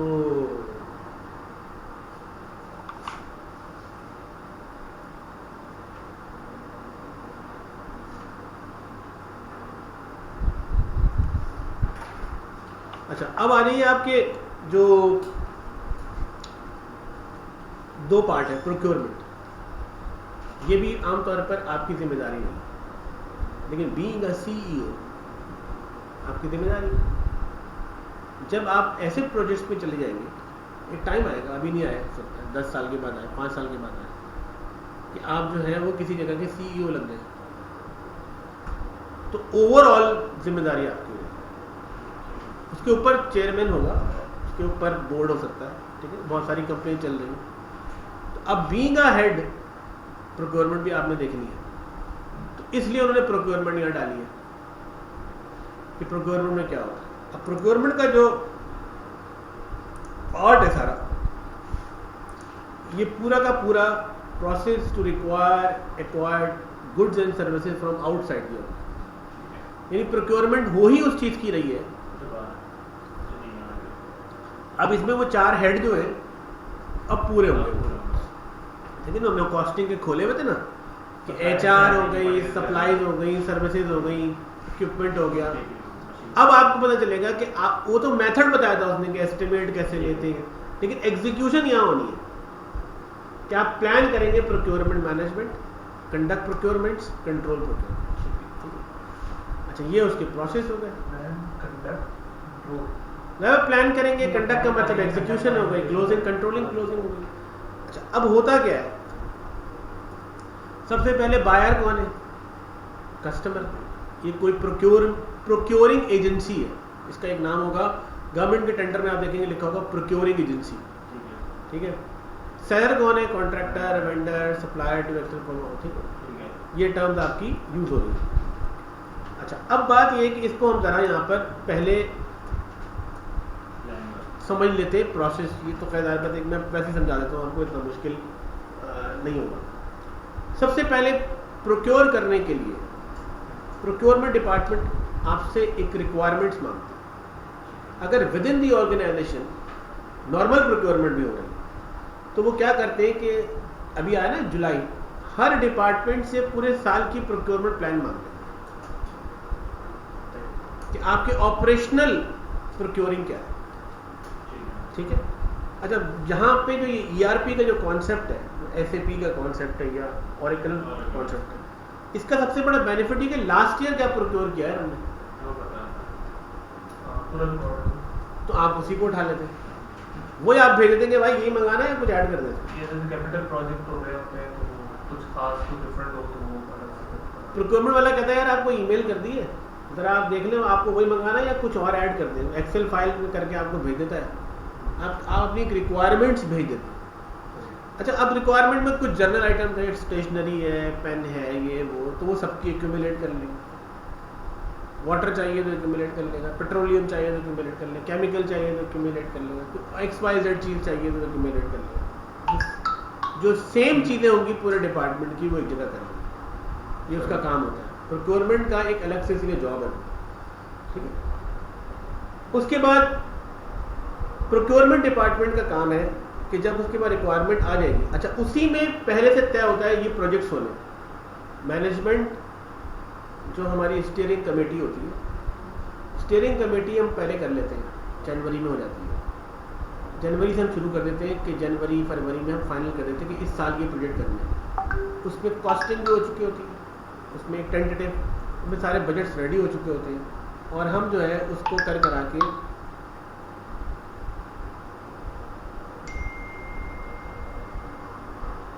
ठीक है ना। हम ये कर सकते हैं कि हम उसको जो है ना वो करवा के मतलब तमाम चीज़ें मैनेजमेंट से भेज देते हैं। मैनेजमेंट फिर एक मीटिंग कॉल करती है, कहती है यार कि क्यों ये तो आपने 8 प्रोजेक्ट भेज दिए, मुख्तलिफ लोग अपने प्रोजेक्ट्स लाते हैं, तो है steering committee with respect to the projects है, ठीक है ना। तो वो प्रोजेक्ट स्टीयरिंग कमेटी है, उसको हमने भेज दिया। मैनेजमेंट कहती है अच्छा कौन सी डिबेट होती है कौन सी इंपॉर्टेंट है, क्या है क्या नहीं। वो कहते हैं अच्छा ऐसा करो यार, देखो साल पूरा मसला चल रहा है, ये 4 कर लेते हैं इस साल, 4 छोड़ दें, ठीक है। तो वो कहेगी सर ये 4 तो ज़रूरी है, 4 ये कर लेंगे, बजट नहीं, आप कुछ कम करें या तो फिर 8 करने दो, या इसका टाइम लाइन बढ़ा दें, या कुछ इसमें से कर लें, कुछ छोड़ दें। तो फाइनली ये होता है कि ऑलमोस्ट एक जितने हो सकते हैं 4 होने 5 होने उसकी अप्रूवल हो जाती है, उस अप्रूवल का बजट नए बजट में आ जाता है, ठीक है। अब जब ये आ जाता है तो प्रोक्योरमेंट को इत्तला कर दी जाती है कि ये प्रोजेक्ट्स होंगे, ठीक है। अब प्रोक्योरमेंट को पता है कि यार प्रोजेक्ट मैनेजर उधर है, वो फौरन से पूछेंगे भाई इसकी रिक्वायरमेंट दे देना, सर ये 4 जीरो की हमारे पास और भी 5 आए हुए, ये रिक्वायरमेंट भी आप दे दें, क्या है। अच्छा हमें तो पता होता है, हम पहले से वेंडरों से चीज़ें लेकर एस्टिमेटेड रखी होती है, अपने एंड पर हमने काम किया बहुत है, ठीक है ना। हम वो उठा के सम अप करके पूरा एक रिक्वायरमेंट में उसकी चीज़ें डाल देते हैं कि ये स्पेक्स हमें, पैसे नहीं डाल रहे, सिर्फ वो डाल रहे चीज़ें डाल रहे। अब उसने सेग्रीगेट कर लिया with respect to the specific items, एक तो वो कर लिया, एक स्पेसिफिक आइटम्स है, ठीक है, जो उसको हमें अलग से मशीनरी चाहिए, सर्वर्स चाहिए, कोई XYZ इक्विपमेंट्स चाहिए, ठीक है, तो वो भी कर लिया। अब वो करने के बाद अब उसका दूसरा काम है जो यहाँ लिखा हुआ है procurement documents. That is actually that is a document which is going to be publish on their website और इन द मार्केट। अब इसके 2-3 तरीके हैं। अगर कंपनी छोटी है तो वो तो खुद ही जाके ले लेगी मार्केट से, उसके लिए मसला नहीं है। प्राइवेट लिमिटेड कंपनी अगर लेवल उसका नॉर्मल है तो वैसे, लेकिन अगर वो थोड़ी बड़ी कंपनी है private limited, SECP registered company है, तो फिर वो कंपनी बाकायदा तौर पर मार्केट में उसको फ्लोट करेगी, ठीक है ना। फ्लोट करने का बेस्ट वे है कि वो अपनी वेबसाइट पर डालेगी और टेंडर करेगी। अगर वो पब्लिक लिमिटेड कंपनी है, गवर्नमेंट रिलेटेड कंपनी, तो उसको एनी हाउ सेपरा पेपरा के रूल फॉलो करने हैं, ठीक है, और उसको उसकी लिमिट है। अच्छा अब लिमिट क्या है, हर कंपनी की मल्टीनेशनल की और उसकी लिमिट है। लिमिट ये है कि कैश पे कितना खरीद सकते हैं, ठीक है। गवर्नमेंट के अंदर कैश में सिर्फ आप 1 लाख रुपए के अंदर अंदर खरीद सकते हैं, और ये ड्यू टू अर्जेंसी है, नॉट हर दफा, ठीक है। प्राइवेट सेक्टर में मल्टीनेशनल कंपनी में वेरी करता है कि प्राइवेट सेक्टर मल्टीनेशनल कंपनी में कि वो 3 लाख तक देते, 5 लाख तक देते। प्राइवेट जो दूसरी और कंपनी है, अब ना असलम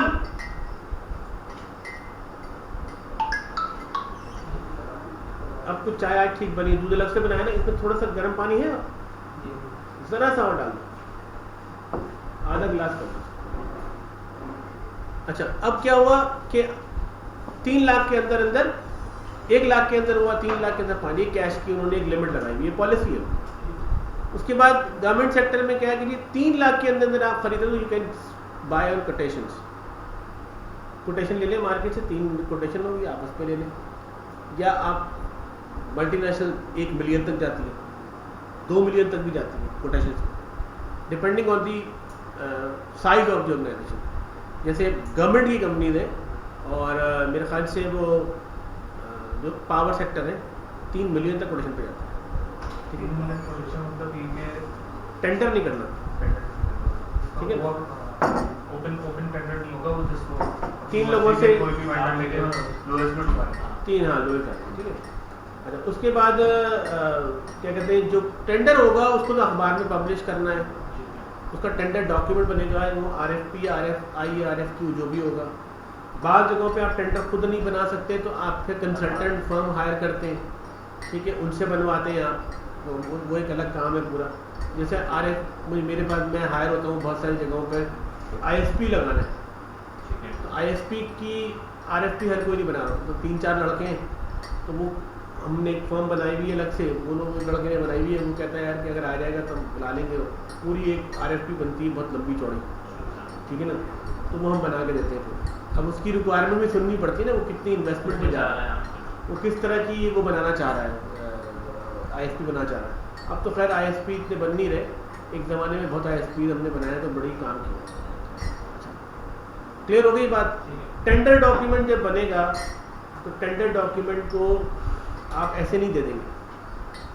रिनोल्ड अखबार के अंदर उस जगह पे जहाँ पर भी है, इंग्लैंड में तो ऑब्जर्वर में आपको देना लाजमी है, पाकिस्तान में तो जंग डॉन में देना लाजमी है, और उस ममालिक अगर यहाँ तो खैर थोड़ा सा मसले और वो कहते हैं सिंधी अखबार में भी दो 10 मसले, वहाँ पे मतलब एक बड़े अखबार में आपने देना है,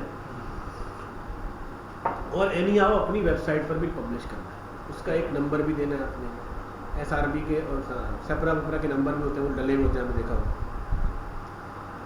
पब्लिश हो गया। अब जो वेंडर आएगा वो जो भी 1000 रुपये का जमा कराएगा, डॉक्यूमेंट आपसे खरीदेगा, ठीक है, वो डॉक्यूमेंट लेके जाएगा, उसकी एक टाइम लाइन होगी कि आप एडवर्टाइज हुआ यानी किस तरह से, और आपने 15 दिन का टाइम देना है। गैलप टेंडर अब नहीं हो सकते, एक गैलप टेंडर होता है तो 5 दिन के अंदर होता था, वो नहीं हो सकते, रूल खत्म हो गया, पाकिस्तान गवर्नमेंट ने मना कर दिया। बाहर का तो खैर मुझे नहीं पता, बाहर वैसे भी टाइम देते हैं, उनके बड़ी सिस्टमेटिक चीज़ें, वो देर होती नहीं, वो सिस्टम से आ रही होती। यहाँ कभी कभार हो गया टेंडर खराब हो गया तो फिर आप गैलप टेंडर करें, तो आपके पास क्या हुआ कि आप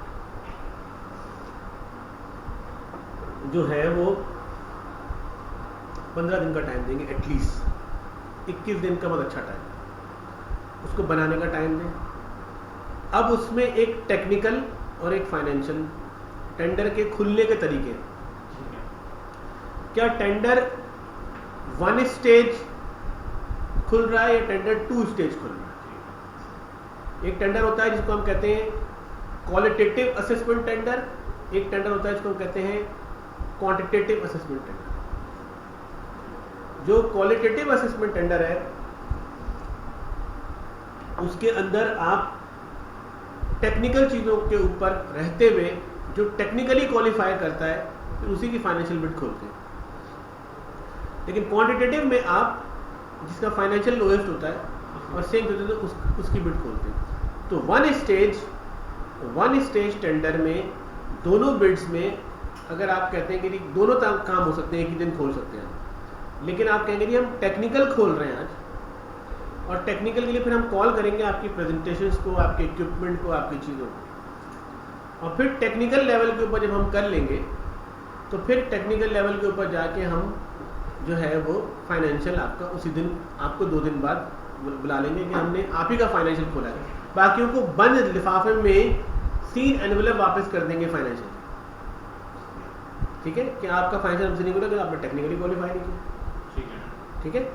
लेकिन अगर फाइनेंशियल लेवल के ऊपर बात हो रही है, एक ही जैसा आइटम है, कंप्यूटर है, ये चाहिए मुझे एक लैपटॉप i-Core 7 चाहिए था उसकी, तो वो 1 उसमें रहेगा, फाइनेंशियल उसी को पावा था, बुलंद खोल दिया था कि भाई ये आपका टेक्निकल है, ठीक है, टेक्निकल में स्पेसिफिकेशन यही है जो हमारे टेंडर में दी, अच्छा ये आपका फाइनेंशियल। ये जब हो जाता है, ये काम जब हो जाता है तो सबको पता चल जाता है किसको क्या मिल रहा है, ठीक है।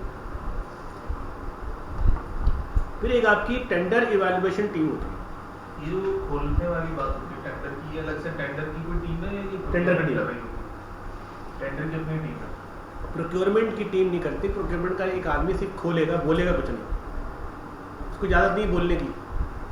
टेंडर कमेटी होती है जिसमें बाहर के भी लोग होते हैं हर जगह, चाहे मल्टीनेशनल हो, चाहे गवर्नमेंट हो, चाहे good private public limited company, उसमें बाहर से कम हम 5 लोगों की टीम बनाते हैं, 2 अंदर के 3 बाहर से जरूर, ताकि वो इवैल्यूएट करें। वो जो होते हैं लोग वो क्या हेड ऑफ डिपार्टमेंट्स कहीं के भी, हेड ऑफ NIT का ले लिया हमने, कोई क्रास यूनिवर्सिटी का उठा लिया, कोई IBS से बुला लिया, कोई टेक्निकल बेसिस पर होता है, टेक्निकल बेसिस पर भी हो सकते हैं ये, और ये मतलब एक एक्सपीरियंस लोग भी हो सकते हैं। लेकिन ये होने न्यूट्रल बॉडीज चाहिए कि उनमें से कहीं बाइसनेस बनाया इसीलिए जाना बहुत मुश्किल नहीं है, ऐसी बात नहीं है। मैं कई जगह का मेंबर हूँ, कई जगह का मेंबर हूँ, और मुझे आप हैरत होगी कि सबसे ज़्यादा गवर्नमेंट बुलाते हैं, और प्राइवेट में भी बुलाते हैं, ठीक है, लेकिन ये कि मैं तो बिल्कुल अनबायस्ड होकर फैसला करता हूँ वही है। और मेरा वेटेज भी ज़्यादा है, मज़े की बात है। अगर सर आप जो कहेंगे हम बात में करेंगे, बाकी सब मेम्बरान भी वही करते हैं बात। तो ऐसा नहीं है, अभी भी है कुछ, हाँ है, जहाँ पे कुछ करना है ना वहाँ बुलाते ही नहीं हमें, जो करना है वो बुलाते नहीं। लेकिन ये कि ऐसा नहीं है कि बिल्कुल ही ख़त्म हो गया सब कुछ, आसरे से बुलाते कैसे इंश्योर हो रहा है कि टेंडर कमेटी बैठ रही है, ये कैसे इंश्योर हो रहा है कि वो टेंडर हो रहा है सही, सब लोग बैठे होते हैं, मॉनिटर कर रहा है, इस चीज़ को फाइल होती है, फाइल साइन लेते हैं आपसे, NIC लगा हुआ होता है भाई, क्या हो गया ऊपर दिया, लेकिन वो उस चीज़ को कौन इंश्योर कर रहा है कि टेंडर हुआ है? टेंडर अखबार में आता है ना, वो सेपरा पे लगा हुआ होता है ना। पब्लिक लिमिटेड का अगर आप प्राइवेट पब्लिक लिमिटेड कंपनी भी है तो सेपरा के कानून को फॉलो करें। मैंने कुछ लोगों को बुला लिया, अपनी मर्जी का टेंडर किया और खत्म, क्लोज हो गया। अब ये कैसे इंश्योर होगा कि मैंने जो टेंडर किया है? आप प्राइवेट कंपनी की बात कर रहे हैं? प्राइवेट कंपनी में तो देखिए वो उनके मालिकान पे नजर रख सकते हैं, वो तो मालिकान के ऊपर साथ बेस करता है। मालिक जो है ना वो कभी भी, मैं एक बात बताऊं, बीइंग अ मालिक मैं बहुत सारी जगह को हूँ, हमें पता है 20% चोरी होगी हर जगह, ठीक है। हमारा एक गोल है, हमारी एक इन्वेस्टमेंट है, हमारा एक आउटपुट है। हमें डायरेक्टर्स को पता होता है कि ये आउटपुट मिलना चाहिए साल के अंदर। अगर उस आउटपुट पे 20% का कट हम रेडी हैं चोरी, ठीक है, लेकिन जब वो 25% हो गया ना तो तलवार लेकर खड़ा हो जाता है, समझ रहे हैं? वो टॉलरेंस लेवल जो है ना उसकी लिमिट है, वो 20% हम कवर कर रहे होते हैं, तो यार 20% बचा लें कैसे, डंडा चला के, छापे मार के। मसला जो है ना थोड़ा यहाँ पे ये ज़्यादा है कि ज़्यादा कंसर्न जो आप लोग बड़े लेवल पे जो होता है वो ये नहीं होता ज़्यादा कि वो चोरी या फाइनेंशियल, उससे ज़्यादा ये होता है कि ऐसा नॉन कंप्लायंस ना हो जाए, इस पर लीगल एक्शन हो जाए, हाँ, उससे कंपनी की इमेज खराब हो जाए और कंपनी ओवरऑल बढ़े। बिल्कुल ऐसे ही मैंने अपने डायरेक्टर को निकाला है, मैंने यहाँ से डायरेक्टर को इसीलिए निकाला है, जो मैं पहले मैं थोड़ी बैठता था, कहाँ आता था यहाँ पे, मैं एक आदमी को दिया होता, उसकी नॉन कंप्लायंसेस की वजह से मैंने हटाया और मैंने खुद टेक ओवर किया। वरना आज तो ये 3D को पता नहीं कहाँ होना चाहिए था अगर मैं इसको शुरू से देख रहा होता। नॉर्मली बहुत सारी चीज़ें थी, बर्दाश्त होती है, एक लिमिट होती है। मैंने कहा भाई आप अपने रास्ते अलग कर लें, आपकी बस की बात नहीं है, छोड़ दें। आपने तो वही रखा हुआ इसको उठा के, मेरा तो विजन ही कुछ और था, मैं तो अपने प्रोजेक्ट में बिजी रहा, उधर उधर उधर उधर मैं तो। लेकिन असल चीज़ यही है कि नॉन कंप्लायंसेस, लीगल एक्शंस, और फिर एक लिमिट है ना यार फाइनेंसेस की भी, तो कितनी इन्वेस्टमेंट करता है एक इन्वेस्टमेंट के बाद हमें भी देखना है कि अगर वो आउटकम नहीं आएगा तो हम उस प्रोजेक्ट को बंद कर दें, हम कहेंगे इसको बंद कर दें, ठीक है, हमें प्रॉफिट नहीं, और हम कुछ और कर लेते हैं, इससे बेहतर कबूतर पाल लें, उसमें ज़्यादा फायदा है, ठीक है। तो ये सारे स्टेक होल्डर देखते हैं दुनिया भर में। अच्छा, जो आमतौर पर जो बड़े और हमसे भी बहुत बड़े बड़े लोग बैठे हुए हैं मार्केट के अंदर, ओवर दी वर्ल्ड बैठे हुए, तो उनका मसला यही है कि जो 20% का जो गैप है ना, इस्तेमाल के तौर पर ये मैं इन लोगों से मिला हूँ, हैदरी मार्ट के बड़े लोग हैं या बड़े बड़े चेन स्टोर, चेजअप का मालिक है, ठीक है, उससे मुझसे मीटिंग की थी, उनको मैंने कंसल्टेंसी दी थी ज़माने में चेजअप को पूरी, वो मेरा ही लगाया हुआ है लड़का वहाँ पे इजहार, वो वहाँ का IT हेड वही है मेन, ठीक है ना, चीफ बना हुआ है, उसको मैंने ही चलाया है। मतलब मैं आया पाकिस्तान तो सीसा कराया है, फिर PFP कराया है, फिर 15 साल हो गए अब तक, माशाल्लाह सेट हो गया, उससे पूरी ERP इम्प्लीमेंट कराई, उसकी पूरी ERP की टीम ने यहीं पर मुझसे ट्रेनिंग ली है, पूरी यहीं पर मैंने उनको कराई ट्रेनिंग, तो मैंने उनको पूरी कंसल्टेंसी दी क्या। अब उसके मालिक का दायरा वही है कि यार चोरी तो हो रही है यार, अब चोरी तो होती है जो स्टोर मैनेजर है यार, मतलब जो नीचे बैठा हुआ है वेयर हाउस मैनेजर, मिन हैसुल कौम चोर है ना हमसे, मैं तो कहता हूँ मिन हैसुल कौम हम चोर है। वो शहजाद रॉय तो मुझे वैसे पसंद नहीं है, लेकिन उसका गाना बड़ा अच्छा लगता है मुझे, मतलब उसको मौका नहीं मिला, वो कहता है ना वो शरीफ है बस। तो बात ये है कि हैं सब लोग ना, उसके अंदर मसले हैं। अब इशू ये है कि किस हद तक उसको रोक सकते हैं। तो उसका मसला है यार क्या चेक लगाऊं, क्या चीज़ करूं जिसमें मुझे जो है ना वो मेरी बचत हो जाए। अब कुछ नहीं, कस्टमर है, चॉकलेट जेब में डाल ली उसने 200 रुपये की, ठीक है। मतलब एक कस्टमर है वो अच्छा खासा है, 25,000 रुपये 20,000 रुपये का सामान ले रहा है और जेब में चॉकलेट है।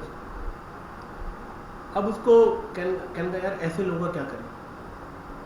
मैंने ऐसे लोगों के लिए आपने पकड़ लिया, अब आपका एक बंदा उसके पास जाए और उसको शराफत से बोले कि सर आप 25,000 रुपये का सामान ले रहे हैं, 20-50-100 रुपये की चॉकलेट आप जेब में रखें, कराम आप मुझे अभी देते हैं, गेट पर आपके लिए मसला होगा और आप कुछ कर नहीं सकते उसका, फिर गेट पे रोक के निकालेंगे आप, वहाँ भी खामोशी से निकलवा लें।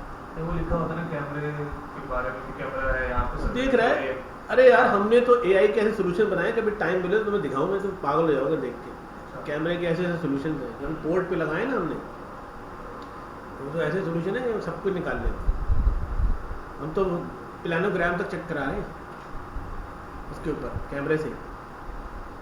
तो लेकिन बात वही है ना कि वो अभी पाकिस्तान इस लेवल पे खड़ा बनी है कि इन्वेस्टमेंट करे, और दूसरी बात ये कि इश्यूज भी हैं बहुत सारे।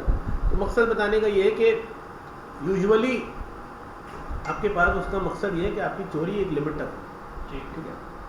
अच्छा, अब जब वो टेंडर कमेटी जो आपकी बात हो रही थी कि टेंडर कमेटी ने अगर कोई गलत फैसला कर दिया, मिसाल के आप कह रहे हैं मैं 5 लोगों को बुला के काम करा लूँ, तो देखिए सेठ जो होता है ना वो इतना बेवकूफ़ नहीं होता, ये मैं आपको बिल्कुल क्लियर है। हर जगह उसके खबरी भी होते हैं। एडमिनिस्ट्रेशन है ये, जब आप बड़े लेवल पर पहुँचेंगे तो एडमिनिस्ट्रेशन है यही कि आप हर जगह अपना एक आदमी घुसड़ दें, ठीक है। हर डिपार्टमेंट में आपका पियोन भी होता है, उनमें से कोई ड्राइवर भी होता है, उनमें से हर वो अपना आदमी घुसेड़ दे या फिर किसी को अपना आदमी बना ले, ठीक है ना। 2 तरीके हैं, और तो कोई तरीका ही नहीं है एडमिनिस्ट्रेशन करने का। मैं आपको बता दूं, ये मैं कर रहा हूँ ना, बहुत बड़ी बड़ी लेवल पे चीज़ें देख रहा होता हूँ, मुझे डेली बेसिस पर रात को कॉल आ जाती है कि सर वो यहाँ ये हो रहा है, हाँ तो बड़ी खबरी होती है। लेवल पे जाना, वो तस्वीरें मिल रही होती है और मैनेजर को नहीं पता कि नीचे क्या किया किसी ने, टीवी को पता चल रहा था। इवन दो के आप नीचे जाके बैठे हुए 50 मिनट से आप बैठे हुए थे तो कोई खींचने की तस्वीर आती है, और आप कहेंगे सर ये 50 मिनट से ये बैठे हुए, ठीक है ना। ये भी होता है। अच्छा, वो खैर आमतौर पर जो इस चीज़ की नौबत नहीं आती, आपने जिन लोगों को टॉप पे हायर किया हुआ होता है वही आपकी खबरी हो जाते हैं, वो अपने खबरें रखते हैं। आपके भी लोग होते हैं, उनके भी लोग होते हैं, क्योंकि असल में बताओ कि बाद दफ़ा मैनेजमेंट भी मिल जाती है, बाद जगह पे मैनेजमेंट भी मिल जाती है यूजुअली, और मैनेजमेंट मिलके 2 नंबरी करती है। मैं नाम ले सकता, बहुत बड़ी कंपनी है, उसने ये काम किया था, उसको पकड़ा भी था हमने, उसको पूरी मैनेजमेंट मिली हुई थी ऊपर तक, और बड़ा वावेला मचा था, अखबारों में भी आया था। तो नाम नहीं बता, बहुत बड़ी कंपनी, बहुत बड़ा नाम है, ठीक है ना। उनके पूरे हेड ऑफ इंटरनल ऑडिट और अकाउंट्स ऑडिट, CEO सब थब्बू हो गए थे, इतना बड़ा स्कैम था, करोड़ों रुपए का। तो बताने का मकसद ये है कि एक लिमिट है। अच्छा, फिर उस सेठ को सब पता होता है, अगर वो कोई प्रोक्योरमेंट ऐसी देखता है, यार ये प्रोक्योरमेंट एक चीज़ है मार्केट में 30 रुपये की मिल रही है, उसको बर्दाश्त है 33 रुपये 35 रुपये, जब 50 रुपये की आप खरीदेंगे ना तो उसके कान खड़ा हो जाएंगे, तो किसने खरीदी है, बुलाओ उसको। तो फिर उस वक्त मसले मसाइल ज़्यादा हो सकते हैं, लीगल एक्शन भी हो सकता है, बहुत सारी चीज़ें हो सकती हैं। फिर वो जो ऊपर बैठा होता है ना, उसको एक्सेस हर चीज़ का होता है, किसी वक्त को तीसरी चीज़ में घुस जाता है और उसकी जब निकालता है ना तो पकड़ना नहीं, अब तो BI चल रही है ना, अब तो बात ये है कि पूरी BI लगती है, और BI से नजर आया था क्या हो रहा है, जो आपकी बिजनेस इंटेलिजेंस है यही तो कर रही है सब चीज़ों के ऊपर काम, जो हम लोग कर करके दे रहे हैं AI में क्या हो रहा है, यही तो हो रहा है। 17 डेटा साइंस पे काम क्यों हो रहा है, इसीलिए हो रहा है। हमारे VP लेवल पे भी सर्विलेंस कैमरे को कभी भी देख लेते हैं और उसकी तस्वीरें आ जाती है टीम्स ग्रुप पे, हमारी टीम्स के ग्रुप में कि आपके इंजीनियर यहाँ बैठे हैं और इसलिए काम हो रहा है, और ये एरिया भी नहीं है और आपकी टीम ये कर रही है, और मतलब वो VP भेज रहा है, मतलब ये घुस जाते होंगे। हाँ, तो उनका काम क्या है, उनका काम यही है। अभी तो बताया तो कोई काम नहीं होता, वो ये करके बैठेंगे। अच्छा, तो बताने का मकसद ये था कि आपका टेंडर हुआ। अच्छा, अब टेंडर कमेटी से बाकायदा साइन लिए जाते हैं, वो अपने रिमार्क्स देते हैं, वो हर फाइल पे साइन करते हैं, हर पेज पे साइन करते हैं, सारे लोग मेम्बरान कि ये ओरिजिनल पे साइन हो गए जितने भी खुला है। उसके बाद क्या होता है, सेकंड पार्ट पे आ जाते हैं कि इवैल्यूएशन कमेटी होती है। अच्छा, इवैल्यूएशन कमेटी को इवैल्यूएशन क्राइटेरिया पता है, ठीक है। अब इवैल्यूएशन क्राइटेरिया जो भी आपने रखा है उस क्राइटेरिया पे उनके नंबर अलॉट हुए, वेटेज डिफाइन हुआ, ठीक है कि इसके इतने नंबर है, इसके इतने नंबर है, इसके इतने नंबर है, इतने नंबर है। कंपनी की प्रोफाइल है, कंपनी की टीम है, कंपनी के प्रोजेक्ट्स हैं, कंपनी की जो भी है सारी चीज़ें, वो आपके पास पूरा एक बना के प्रोक्योर इवैल्यूएशन कमेटी इवैल्यूएट करके दे देगी कि ये लोएस्ट है और ये एट पर कंप्लाइंस भी सारा काम वो पूरा कर रहे हैं कि प्रीवियस प्रोजेक्ट भी है, ये भी है, वो भी है, सब हो गया ना। अब इवैल्यूएशन कमेटी ने इवैल्यूएट करके दे दिया तो अब वो उनके लिए अवार्ड होगा, प्रोजेक्ट अवार्ड होगा। तो प्रोजेक्ट अवार्ड होने के बाद वो प्रोजेक्ट चार्टर बना था, प्रोजेक्ट चार्टर भी साइन होगा और कॉन्ट्रैक्ट, लीगल कॉन्ट्रैक्ट साइन होगा, बॉन्ड पेपर पे होगा। उसके अंदर बाकायदा जैसे गवर्नमेंट के अंदर तो 0.36% से आई थिंक स्टिकर भी लगते हैं, उसके स्टैंपिंग लगती है, रेवेन्यू स्टैंप आखिर में। और उस प्रोजेक्ट के अंदर जो एग्रीमेंट होता है उसमें प्रॉपर लिखा होता है डिलीवरेबल्स, इस महीने का डिलीवरेबल ये, इस महीने का डिलीवरेबल ये, इस महीने का डिलीवरेबल ये, ठीक है। और ये उसकी कॉस्ट है, तो जो डिलीवरेबल है वही कॉस्ट आप महीने के एंड पर उसको डिलीवर कर देंगे। अच्छा, ये होता ये कि जैसे देखा है बड़े कंपनी बड़े प्रोजेक्ट में कि वो कॉन्ट्रैक्ट में ऐसी चीज़ें मिस आउट कर देते हैं, इतनी जेनेरिक होती हैं कि डिलीवरेबल क्लैरिटी नहीं होती। तो मुझे ज़हन में सवाल आता है कि हम जैसे मशीनें भी हैं तो हर चीज़ स्टैंडर्ड के मुताबिक कर रहे होंगे, तो कोई डॉक्यूमेंट का कोई स्टैंडर्ड नहीं है, कोई प्रॉपर स्टैंडर्ड हो भाई अगर प्रोजेक्ट का चार्टर बनेगा, प्रोजेक्ट का स्कोप बनेगा तो इस देखिए एक जर्नल टर्म्स एंड कंडीशन है नंबर 1, एक टेक्निकल टर्म्स एंड कंडीशन है, ठीक है। आप नॉर्मली अपनी आरएफपी जो अभी दिखाता हूं मैं आपको, आरएफपी जो बनेगी उस आरएफपी के अंदर आप ये सब जो डाल रहे हैं वही कॉन्ट्रैक्ट का पार्ट बनेगा, ठीक है ना। आप उनको बोले प्रोक्योरमेंट वालों को कि भाई देखें हर महीने का डिलीवरेबल बनाओ, हर महीने का डिलीवरेबल बनाओ। वो तो मैं कह रहा हूँ, हम लोग कह रहे हैं, हाँ, मैं कह रहा हूँ कि वर्ल्ड वाइड कोई स्टैंडर्ड नहीं है कि ये बेस्ट प्रैक्टिस है या स्टैंडर्ड है कि जिस पे अगर आप कोई भी अगर लेट से कोई प्रोजेक्ट बंदा कहता है कि यार जो मैंने देखा है अपने प्रोजेक्ट्स के एक्सपीरियंस में वो ये जो आउट ऑफ स्कोप होना या क्लैरिटी ना होना तो ये इतना ज़्यादा होता है, तो कोई स्टैंडर्ड प्रैक्टिस नहीं है कि जिसको फॉलो किया जाए। नहीं, नॉर्मली ये हो नहीं पाता असल में, टेक्निकल टर्म्स एंड कंडीशन तो फिटिंग वाले कॉन्ट्रैक्ट चलते हैं ना, फिटिंग के कॉन्ट्रैक्ट्स होते हैं जो इंटरनेशनली अगर हम वेंडर से करते हैं तो फिटिंग की कॉन्ट्रैक्ट टर्म है, तो वो कॉन्ट्रैक्ट चलते हैं, वो तो चलते हैं, स्टैंडर्ड तो है लेकिन वो बने हुए स्टैंडर्ड, लेकिन फिर भी चेंजेस करनी पड़ती है, इसलिए इसको हर जगह डिफरेंट होता है। हमारे माइलस्टोन डिलीवरेबल्स अलग होते हैं, असल हमारी रिक्वायरमेंट्स अलग होती हैं, क्योंकि टेक्निकल गाइडलाइन है वो तो आप अभी इंटरनेट पर लिखें स्टैंडर्डाइज, आप लिखते हैं यहाँ पे ये स्टैंडर्डाइज, वो आपको 10 मिल जाएंगे। प्रोजेक्ट कॉन्ट्रैक्ट एग्रीमेंट्स,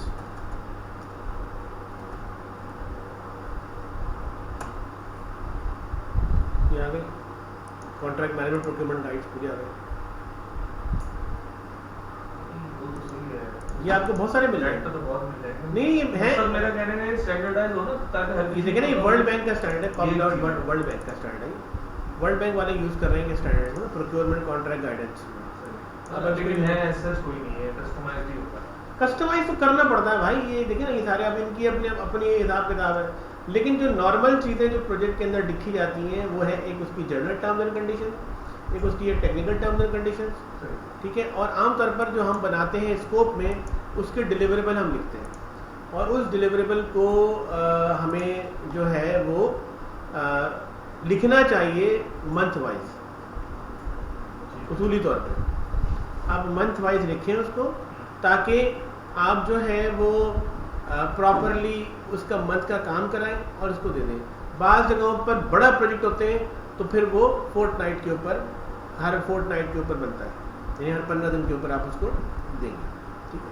अच्छा, अब जब ये काम हो गया, इवैल्यूएशन हो गई, कॉन्ट्रैक्ट हो गया, अब वो काम शुरू करेगा, बिल आएंगे, जब बिल आएंगे तो बिल आके आप जो है उस बिल को वो वैसे ही लगा के जो मैंने बताया एडमिनिस्ट्रेशन को भेजेंगे, क्लियर होगा, प्रोजेक्ट क्लोज आउट होगा स्टेप बाय स्टेप। जिस पॉइंट से एग्जीक्यूशन स्टार्ट हो वो कौन सा ऐसा डॉक्यूमेंट है या कौन सा ऐसा स्टेप है कि जिसके बाद अब हम कहेंगे कि अब हम एग्जीक्यूशन में आ गए, अब जो है ना वो काम स्टार्ट हो जाएगा, प्रोजेक्ट मटेरियल तो आ चुका होगा। नहीं, कुछ नहीं होगा। कॉन्ट्रैक्ट जब हो जाएगा, कॉन्ट्रैक्ट जब हो जाएगा तो उसकी डेट ऑफ एग्जीक्यूशन लिखी होगी उसमें, सही, उसकी डेट ऑफ एग्जीक्यूशन में लिखी होगी कि आप यहाँ से काम शुरू करते हैं, आगे हम उसकी टीम आपसे आगे मिल जाएगी। एग्जीक्यूशन में प्रोक्योरमेंट से स्टार्टेड है, यानी प्रोक्योरमेंट भी उसी टाइम से स्टार्ट होगी। एग्जीक्यूशन का मतलब फील्ड एग्जीक्यूशन ही है सिर्फ, या ओवरऑल पूरा प्रोजेक्ट पूरी जो चाहे अगर उसमें डिजाइनिंग में इन्वॉल्व हो, डिजाइनिंग प्रोजेक्ट का, तो उसकी एग्जीक्यूशन हो जाएगी। एग्जीक्यूशन आप उसको टाइम दे देंगे ना, भाई आप कल से आगे काम शुरू करो, ठीक है ना, बस कॉन्ट्रैक्ट हो गया, वो कल से आपने काम शुरू करो। अब आप उसी पर लिखना शुरू कर देते हैं आगे एग्जीक्यूशन। जैसे मैं दिखाता हूँ आपको, जैसे प्राइमवेरा पे ये है, मैं छोटा सा आपको आइडिया दे देता हूँ।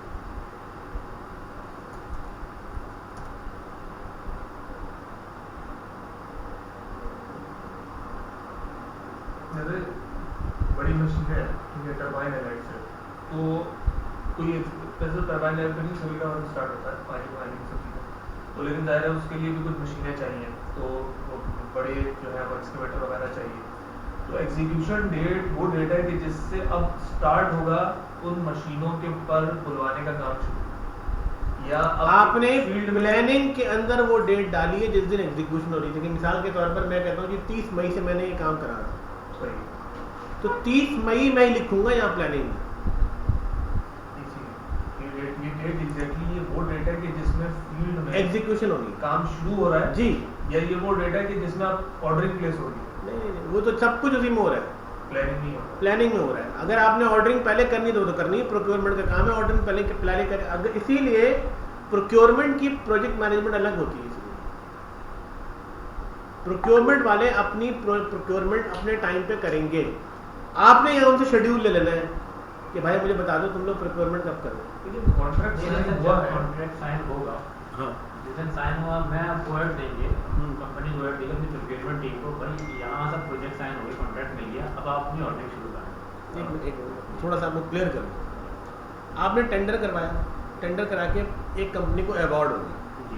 जब वो एक कंपनी को टेंडर अवार्ड हो गया तो आप बैठेंगे उससे मांगेंगे प्रोजेक्ट प्लान, ठीक है, ठीक है, तो प्रोजेक्ट प्लान अपना देगी, वो ऐसे देगी, ठीक है। जब वो प्रोजेक्ट प्लान आपको देगी तब आप उससे बैठेंगे कि भाई बात सुनो, ये तो आपने प्रोजेक्ट प्लान दे दिया, ये तो ठीक है, आपने दे दिया कि आप परसों से तरसों से काम करेंगे, लेकिन हमें तो सामान भी खरीदना है, ठीक है, ठीक है। तो ये बेवकूफ़ी आपकी है कि आपने सिर्फ और सिर्फ वेंडर क्यों हायर कर लिया। आपका टेंडर मुकम्मल होना चाहिए। जब आप टेंडर करेंगे तो आप टेक्निकल वर्कर्स, आप मटेरियल, इक्विपमेंट सबका साथ करेंगे। जी, ये बड़ा इंपॉर्टेंट सवाल है, बड़ा अच्छा आपने पूछ लिया मुझसे। ऐसा सिविल का काम अगर हो रहा है, सब सिविल का काम शुरू करना है, ओवरऑल प्रोजेक्ट की बात हो रही है, उसमें सिविल हो, मैकेनिकल हो, मटेरियल हो, जो चीजें होंगी उसके अंदर वो सब कुछ आप एक साथ टेंडर करेंगे। हमने एक ऐसा कॉन्ट्रैक्ट दिया हुआ है कि प्रोक्योरमेंट और कंस्ट्रक्शन एक ही वेंडर को दिया हुआ है, टेंडर जो दिया हाँ, प्रोक्योरमेंट कंस्ट्रक्शन उसको पूरा का पूरा, तो वो अपना प्रोजेक्ट प्लान दे दें। वो प्रोजेक्ट प्लान आप अवार्ड और कॉन्ट्रैक्ट जब हो गया, हाँ, फिर हमारा प्रोजेक्ट प्लान फाइनलाइज हो गया क्लाइंट के साथ। मैं असल में होता क्या है, एक मिनट एक चीज़ और बताऊंगा। जब इस किस्म का प्रोजेक्ट होता है जिसको आप कहते हैं कि हमने अगले 5 महीने में कराना है या 4 महीने में कराना है, ठीक है, तो आप अपने RFP में लिखते हैं कि हमें 4 महीने में प्रोजेक्ट कराना है, ठीक है। तो आप जब प्री बिड मीटिंग्स होती हैं उसमें उससे प्रोजेक्ट प्लान मंगवाते हैं, ठीक है, इनिशियल होता है चार्टर से पहले, चार्टर से पहले भी नहीं, अभी किसी को अवार्ड नहीं हुआ प्रोजेक्ट, ठीक है, 5-6 कंपनीज आती हैं, ठीक है, उनसे आप कहते नहीं, आप बताएं कि आप कैसे करेंगे, प्रपोजल अपना बताएं, तो वो जो अपना लेकर आते हैं बिजनेस केस के तौर पर आपसे आके मीटिंग करते हैं, और मीटिंग करते हैं आपसे शेयर करते हैं बाकायदा तौर पर एक प्रोजेक्ट प्लान। वो कहते नहीं हम ये माल ऐसे डिलीवर करेंगे, ऐसे करेंगे, यूँ करेंगे, यूँ करेंगे, कहते हैं ठीक है। अब आप उसी में फाइनलाइज कर लेते हैं कि यार 6-7 लोग हैं जो हमें सही बात कर रहे हैं, बाकी जो लोग हैं ऐसी बातें कर रहे हैं, ठीक है। तो आप कहते हैं 6-7 लोगों को आप कहते हैं कि आप लोग बस शामिल, आप लोग ना आइएगा, बाकी को कहते हैं आप हमारे इस पर पूरा नहीं उतर रहे। तो आपको ये पता होता है कि फिर कब वो सामान देंगे। ओवरऑल ये टर्न की प्रोजेक्ट हो गया ना, फिर ये टर्न की प्रोजेक्ट है कि टर्न की प्रोजेक्ट एक ही आदमी को देंगे आप। फिर उसमें आप ये लिख देते हैं कि आप जेवीज बना सकते हैं, ठीक है ना, जॉइंट वेंचर्स कर सकते हैं। अब वो जेवीज इसलिए बनता है कि वो कहेगा जी मैं तो वो हूँ सिविल वर्क का काम करता हूँ, आप तो कह रहे हैं ये भी करो, ये भी करो, वो भी करो, तो मुझे तो जेवीज बनाने पड़ेंगे। तो हम देंगे एक कंपनी को, ठीक है, अवार्ड एक कंपनी को करेंगे, वो अपने नीचे सब कॉन्ट्रैक्ट करके, लेकिन हमें बताएगा वो, लेकिन हमें बताएगा कि हमारे साथ कंसोर्शियम में इतने लोग हैं और काम हो रहा है, ठीक है। तो आप उससे ऐसे ही लेंगे, ऐसे ही करेंगे, और फिर वो आपको प्लान के साथ प्लान देगा, आप उसे लेते रहे, सामान लगाते रहे। लेकिन कहीं पर अगर ऐसा है जहां पर, इसीलिए कंपनी इस चीज से बचने के लिए जो आप बात कर रहे हैं ना कि सर वो सामान कब आएगा और फला चीज, इसलिए कंपनी अलग अलग कंपनियों को नहीं देती है, हाँ एक ही को देते हैं, एक ही को देते हैं। उसकी वजूहत यही है, क्योंकि अगर हम एक कंपनी को प्रोक्योरमेंट देते हैं, एक कंपनी को फला चीज देते हैं, एक कंपनी को फला चीज देते हैं, तो हमें संभालना मुश्किल हो जाएगा। वो कंपनी डिले कर रही होगी, इधर वो कहेगी मेरा तो काम नहीं है, मैं तो खड़ा हूँ, मेरे पैसे दो, मैं तो आ गया था, मैं तो आपको कह दिया था कि मेरा काम, मैं तो साइड पे आ गया हूँ, आपका सामान नहीं पहुंचा, आपकी क्रेन इरेक्ट नहीं हुई, आपका फला बिल्डोजर नहीं आया हुआ, आपके एक्सकेवेटर नहीं है, आपकी वो मशीनरी नहीं है, आपकी ये मशीनरी नहीं है, उसके अलग वो होंगे। जो आप एक वेंडर को देंगे तो एक वेंडर अपने साथ सब कॉन्ट्रैक्ट करके, जेबीज करके मुख्तलिफ लोगों को इंगेज कर लेगा, अब उसकी जिम्मेदारी हो जाएगी कोई सामान लेकर आए, तो आपके लिए मुसीबत से बच जाएंगे। उसमें दो प्रोजेक्ट मैनेजर हैं, वो एक तरह से, एक वो प्रोजेक्ट मैनेजर है कि जो क्लाइंट की तरफ से है, जो मेन स्टेक होल्डर कह रहे हैं एक तरह से। एक वो प्रोजेक्ट मैनेजर है कि जो जिसने अपनी प्रपोजल दिया है, प्रपोजल देने वाला जो एक्चुअली में काम कर रहा है। तो दोबारा बोले, यानी प्रोजेक्ट के अगर देखने मैनेजमेंट की बात करें तो एक तो वो है कि जो क्लाइंट की तरफ से, जिस तरह हम ठीक है, ईपीसी को हायर करते हैं, दूसरा वो है कि जो ईपीसी के अंदर बैठा हुआ जो उनका प्रोजेक्ट मैनेजर है। एक वो प्रोजेक्ट मैनेजर नहीं होता, एक प्रोजेक्ट जो कंपनी लेवल पर आप जो आ रहा है वो प्रोजेक्ट मैनेजर है, हाँ। जो बैठा है वो प्रोजेक्ट लीडर है। तो अभी जो हम बात कर रहे थे जिस रोल की, तो प्रोजेक्ट लीडर ही बात कर रहे हैं। अभी तक जो हमने बात की, ये वाली जो बात है कि हम अवार्ड इस तरह करेंगे, और फिर जो प्रोजेक्ट मैनेजर एक्चुअल में है वो है कि जिसने अब अवार्ड मिल गया उसको, तो कंपनी उसको असाइन कर रही है प्रोजेक्ट मैनेजर की, आप जाके फोकल पर्सन बात करें। फोकल पर्सन यानी उसको अवार्ड मिल रहा है ना प्रोजेक्ट का, वो प्रोजेक्ट मैनेजर को अवार्ड मिल रहा है। जी। तो उसको जब मिल गया तो अब उसके ऊपर है कि वो कैसे मैनेज करता है कि अपने सब कॉन्ट्रैक्टर को। देखो असल में प्रोजेक्ट मैनेजमेंट एक जेनेरिक टर्मिनोलॉजी मैंने पहले ही बताया था, कहीं उसके नाम डिफरेंट है, कोई प्रोडक्ट मैनेजर कह रहा है, कोई कंस्ट्रक्शन मैनेजर कह रहा है, कोई चीफ इंजीनियर कह रहा है, कोई सीईओ कह रहा है, कोई चेयरमैन कह रहा है, मुख्तलिफ नाम हो सकते हैं उसको, ठीक है। अब आपकी कंपनी में आप हो सकता है कि हेड कर रहे हो उस डिपार्टमेंट में, ठीक है, लेकिन आप उस प्रोजेक्ट के हेड है, ठीक है, समझ रहे हैं आप उसको लीड कर रहे हैं अपनी कंपनी में, आप कोऑर्डिनेट कर रहे हैं तमाम लोगों के साथ, आप बाकायदा तौर पर एज ए स्टेक होल्डर जितने भी हैं उस प्रोजेक्ट के वो आप डील करेंगे इंटरनली, और उनके जो इश्यूज प्रॉब्लम्स हैं वो आप डील करेंगे उस कंपनी के साथ। उस कंपनी का जो प्रोजेक्ट मैनेजर है सिंगल आदमी, वो आपसे आके बात कर रहा है, ठीक है ना। तो वो अच्छा, दोनों के लिए पीएमआई ये नहीं कह रहा कि आप प्रोजेक्ट मैनेजमेंट नहीं कर रहे हैं, दोनों प्रोजेक्ट मैनेजमेंट कर रहे हैं, दोनों प्रोजेक्ट मैनेजमेंट कर रहे हैं अपने एंड पर, क्योंकि आप अपना टाइमलाइन देख रहे हैं, वो अपना टाइमलाइन देख रहा है, बस एक अवार्ड ही है, एक अवार्ड हाँ अवार्ड देने वाला है। तो इसलिए हमें जो है वो असल तो मकसद है प्रोजेक्ट टाइम पे हो जाए। तो आपका जो प्रोक्योरमेंट होनी है, जो भी चीज़ें होनी, कोशिश करें कि एक ही कंपनी को दें। जो पीएमपी करते हैं तो इसमें जो पीएम का रोल है, प्रोजेक्ट मैनेजर का रोल है, वो किस रोल को फोकस करते हुए होता है? ये वो वाला रोल होता है जिसको अवार्ड मिल रहा होता है, वो वाला रोल जो दोनों हो सकते हैं, दोनों पे एप्लीकेबल है, दोनों पे एप्लीकेबल, दोनों हो सकते हैं। जैसे मैं अभी आपको बताया था, मुझे लास्ट 3 साल पहले पेट्रोफैक ने मुझे कहा कि आप आ रहे हैं। पेट्रोफैक जो है वो असल मुझे पोर्टफोलियो के तौर पर बुला रहा था, 35 ममालिक के अंदर उनके आधी दुनिया से ज़्यादा जो है वो कंस्ट्रक्शन के प्रोजेक्ट चल रहे हैं। अब कुछ जगह पे उनको बहुत सारे इश्यूज प्रॉब्लम आ रहे हैं, कोऑर्डिनेशन के मसले, हायरार्की के, ये उन्होंने कहा आप हमें असिस्ट करें, आएँ बताएँ सारी। उस ज़माने में मेरे पास यहाँ पर एक टर्न की प्रोजेक्ट चल रहा था गवर्नमेंट का, बहुत फंसे हुए थे उन लोग उसमें। मैंने कहा यार अगर मैं ये 5 महीने में फारिग हो गया तो मैं फिर कर दूंगा आपके पास आके, वरना फिर मुझे मुश्किल होगी। फिर वो करते मैं इंग्लैंड चला गया, इत्तेफाक की बात है, कुछ वहाँ पे काम आ गए थे, मैं उनको फिर फॉलो अप नहीं कर सका। फिर मेरा एक स्टूडेंट था, उसने मुझसे PNP किया था, वो आजकल वो इराक में बैठा हुआ, इराक के प्रोजेक्ट कर रहा है इसकी ऑयल में बैठा हुआ। तो वो उसने मुझे फ़ोन किया, कहने सर आपको पहले भी कहा था, अभी भी कंपनी कह रही है कि हमें बड़ा नुकसान हो रहा है, फला चीज़ हो रही है, आप टाइम दे दें। तो अब बात हुई थी, फिर कोरोना आ गया, कोरोना में सब चीज़ें रुक गई दुनिया की। वो तो खैर जो हाल हुआ है, बड़ा बिलियंस ऑफ डॉलर का लोगों को नुकसान हुआ है, जो खासकर रिफाइनरी के इसके बड़े जो प्रोजेक्ट्स हैं उसका तो बस मत पूछें आप क्या हुआ। मतलब हमें नज़र नहीं आ रहा, लेकिन जो नुकसान है ना वो अनबिलीवेबल है, जो इतनी महंगाई पूरी दुनिया में हो रही है। मतलब कल मेरी परसों UK में बात हो रही थी, वो मुझसे बता रहे थे कि यार तुम रहे हो यहाँ पे, कभी तुमने देखा कि अंडे महंगे हो गए, दूध महंगा हो गया, चीनी महंगी हो गई? मैंने कहा नहीं यार, कभी नहीं, अभी आज तक हमें महसूस नहीं हुआ। जो लेते हैं लेकिन हम शायद लेवल पे नहीं, वहाँ नहीं महसूस वहाँ नहीं हुई। 1 पॉइंट के अंडे तो 1 पॉइंट के अंडे, 1 पॉइंट की WT, 1 पॉइंट का दूध था, सब चीज़ें 1 पॉइंट में मिल जाती थी, बड़े सुकून से। कह रहा 1.5 पॉइंट की WT हो गई, 2 पॉइंट के अंडे हो गए, 4 पॉइंट का फला हो गया, ये हो गया। कह रहा मतलब डबल ट्रिपल। गैस बहुत महंगी हो गई है, पेट्रोल को गैस कहते हैं, मतलब कह रहा 520 रुपये पाकिस्तानी से गैस। ओवरऑल वजह क्या है पूरी दुनिया में इन्फ्लेशन की? मेन वजह क्या बन रही है? मतलब ये सारी बातें हो गई, इसको जरा कंक्लूड कर लेते। तो ये बात हो गई कि अब आपकी वैल्यूएशन हो गई, अब आपने उसको आगे कर लिया। अब इसमें देखें जो बातें हमने की ना, वो सारी बातें हमने कर ली। प्रोजेक्ट चार्टर है, बिजनेस केस बनता है, स्कोप प्लान वगैरह सब कुछ आता है आपके पास, ठीक है। आप जो है प्रोजेक्ट के माइलस्टोन वगैरह सब कुछ डिफाइन करते हैं, रजिस्टर वगैरह सब बनाते हैं, जो आपकी ऑर्गेनाइजेशन के अपने सिस्टम बने हुए।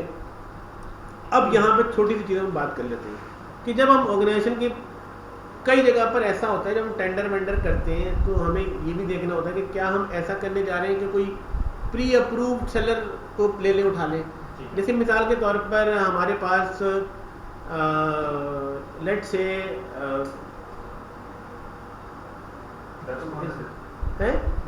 डेस्कॉन है, यानी मैं आइटम का सोच रहा था। कंप्यूटर्स हैं, ऑर्गेनाइजेशन में बहुत सारे कंप्यूटर लगे हुए हैं, तो आप कहते हैं कभी भी खराबी आ जाती है, तो आप एक प्री अप्रूव लिस्ट बना लेते हैं कि यार 10 हमने कंपनियों को कर लिया है, अब जब जरूरत पड़ेगी ना कोटेशन ले लेंगे सबसे। बल्कि ये होता है सब ऑलरेडी होता है। हाँ नहीं होता है, हाँ होता है, लेकिन ऐसे ले नहीं सकते ना वो, मतलब ऑलमोस्ट तुमको फॉलो करना है मेथड। तो टेंडर में लिखेंगे, पहले टेंडर होगा इसका, ऐसा नहीं हो सकता टेंडर ना हो। टेंडर वन टाइम होगा, 1 साल के लिए अप्रूव होंगे खाली, ये नहीं होगा बार बार आप उसको ले सकें। अच्छा, फिर कुछ आपके कॉन्ट्रैक्ट टाइप्स होंगे, फिक्स प्राइस होंगे। या तो आप कहेंगे यार मुझे नहीं पता, आपने मुझे अंडे देने रोजाना 500 साल भर तक देने, आप मुझे फिक्स प्राइस कर लो, जो भी आप उसका तर्जमा हो। फिक्स प्राइस इंसेंटिव फी, कहेगा भाई मैं ठीक है आपको फार्म से ला दूंगा, मुझे वहाँ से सस्ते पड़ते हैं, लेकिन पहचाने के मैं पैसे लूँगा, लॉजिस्टिक के पैसे आते हैं, ठीक है, वो इंसेंटिव लेगा। Fix price with economic price adjustment, जैसे अभी हमने ये मारी लिमिटेड से मैंने पेट्रोलियम से किया, तो मैंने कहा मैं आपको डॉलर रेट दे रहा हूँ, जिस दिन $2 का रेट होगा आप मुझे उसके पैसे देंगे। वो कह रहे नहीं हमारे ऐसा नहीं होता। मैंने कहा फिर नहीं हो सकता, मैं आपको कोटेशन डॉलर की दे रहा हूँ, आप मुझे डिस्बर्स करेंगे ना तो उस दिन मुझे आप उस दिन के डॉलर रेट से करेंगे, ठीक है ना। तो और मैं वरना नहीं करूँगा आपके साथ काम। तो वो उन्होंने फिर एक अंडरटेकिंग लिया, ये लिया, खैर हो गई बात। तो क्योंकि इस वक्त पता नहीं है क्या होगा। एक और भी टेंडर आया हुआ है, एक इलेक्ट्रॉनिक एक्रेडिटेशन गवर्नमेंट का कोई बॉडी बनी है, तो उसका भी टेंडर आया हुआ, मैं उसमें पार्टिसिपेट करूँगा इंशाल्लाह। वो भी ऐसे लिख रहे हैं 180 दिन की वैलिडिटी हो। मैंने कहा मैं तुम्हें बताता हूँ तुम्हें 180 दिन की वैलिडिटी, सब्र करेगा, ठीक है। Cost reimbursable contracts.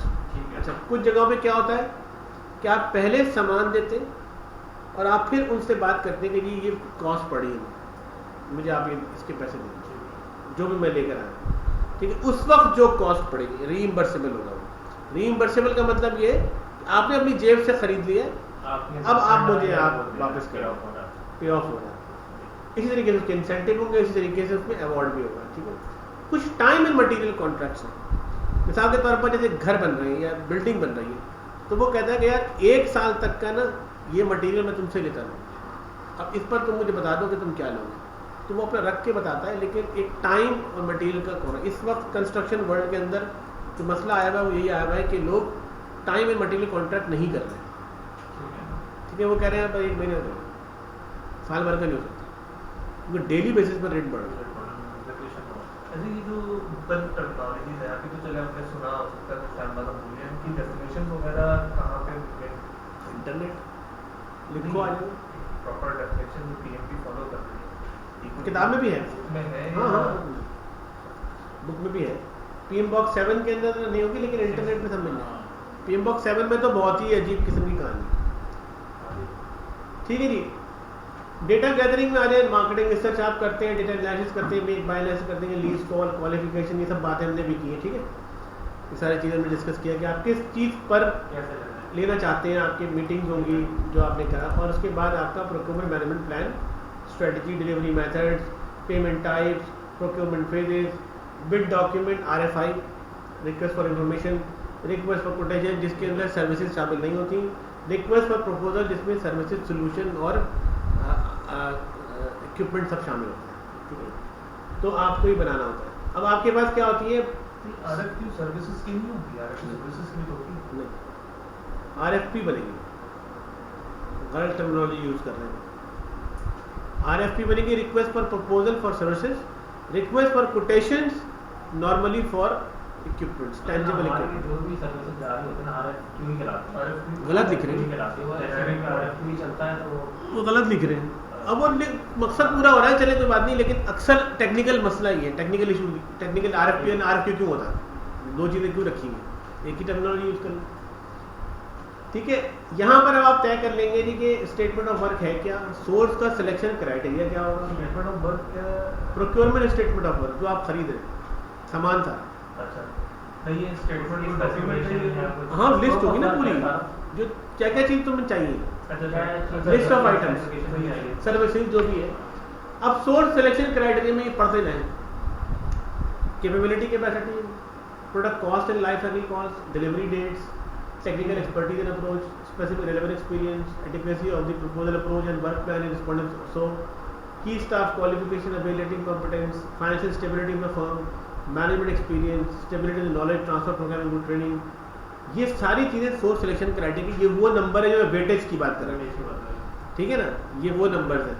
अच्छा, इसमें कुछ और भी हो सकता है जो आपके टेक्निकल लेवल पे हो सकता है, आप डाल लें तो आप इसको जरूर अपने टेक्निकल एक्सपर्टीज अप्रोच के अंदर आप डिवाइड कर सकते हैं। PMP ये कहता है, PMP कहता है ये कम से कम, PMP क्या है, ये हम कर रहे हैं, हर कोई कर रहा है, ये हर कोई कर रहा है, टेंडर में हर कोई कह रहा है, ये नॉर्मल है। PMP तो देखिए स्टैंडर्डाइज लेवल पर बात कर रहा है ना, तो ये तो कह ही रहा है PMP, लेकिन आप इसमें और भी डाल सकते हो, मसला नहीं है, इसकी कोई लिमिट नहीं है कि आप ना डालें। जैसे मैं कह रहा हूँ टेक्निकल को आप डिवाइड कर दें मजीद। सर मेरे ध्यान में जो चीज़ आती है ना, ये कि हम तो बहुत कुछ कर रहे हैं, मुख्तलिफ इदारे मुख्तलिफ तरीके से प्रोजेक्ट मैनेजमेंट कर रहे हैं, actually project management as a project management नहीं कर रहे हैं, बस कर रहे हैं।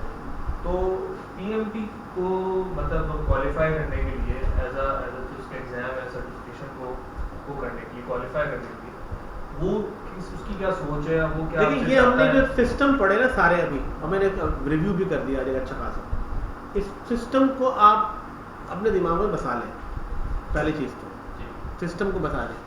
दूसरा काम ये है कि अब आप इसका दूसरा स्टेप, ये मैंने आपको सवालात दे रहा हूँ, क्वेश्चन आंसर, वो आप करें, वो आपने पूरे करना है, क्योंकि मैं आपको एक और भी कुछ चीज़ शामिल कर देता हूँ, वो आप करें, उसको आपने करना ही करना है। ठीक है, ताकि आप पक्के हो जाएं कि यार सवालात कैसे आते हैं। सवाल कोई रिपीट नहीं होता, सवाल कहीं कोई उसके कोई चीट शीट्स नहीं है, लेकिन उस जैसे सवाल आते हैं, उस जैसी चीज़ आती है। तो आपका एक माइंड सेट तो बने कि सवाल कैसे करना है। ठीक है, तो मैं आपको भी वो दे चुका हूँ, ग्रुप पे आ गए होंगे आपके। अच्छा, मेक और buy analysis, independent estimate, cost, change request, ये आ गई। फिर प्रोजेक्ट डॉक्यूमेंट अपडेट होंगे। अब आप लेसन लर्न रजिस्टर आपके पास मौजूद है, मजीद भी आप लर्न करेंगे।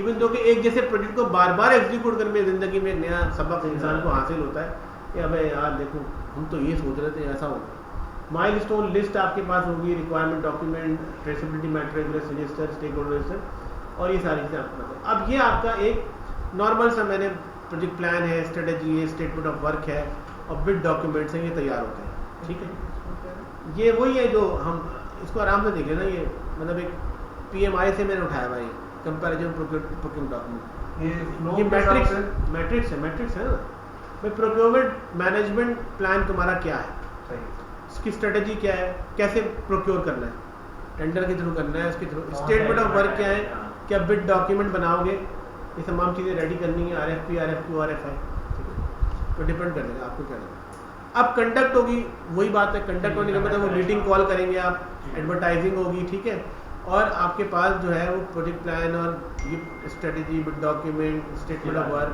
ये सारी चीज़ें आपके पास आ जाएंगी। यहाँ पर आपके पास वही सारी चीज़ें जिसमें आपको, अच्छा आमतौर पर बास टेंडर में ये लिखा होता है कि हमारा प्रोजेक्ट बजट ये कॉस्ट बेसलाइन वो डाल देते हैं कि इसके अंदर हमें चाहिए, ठीक है ना। अब ऐसा नहीं है कि बिल्कुल आखिरी डाल दें आप टेंडर करते वक्त, वो तो आखिरत लिखी होगी उसकी, क्योंकि आपने उससे कम की डालनी है, जो लोएस्ट होगा वो करेगा। प्रोक्योरमेंट डॉक्यूमेंट आपने डेवलप कर लिए, वो जो बिड डॉक्यूमेंट जिसको कहते हैं टेंडर डॉक्यूमेंट, इसमें स्टेटमेंट ऑफ वर्क है, इंडिपेंडेंट कॉस्ट एस्टिमेट और सोर्स सिलेक्शन क्राइटेरिया की आपने जगह डाली है, ठीक है।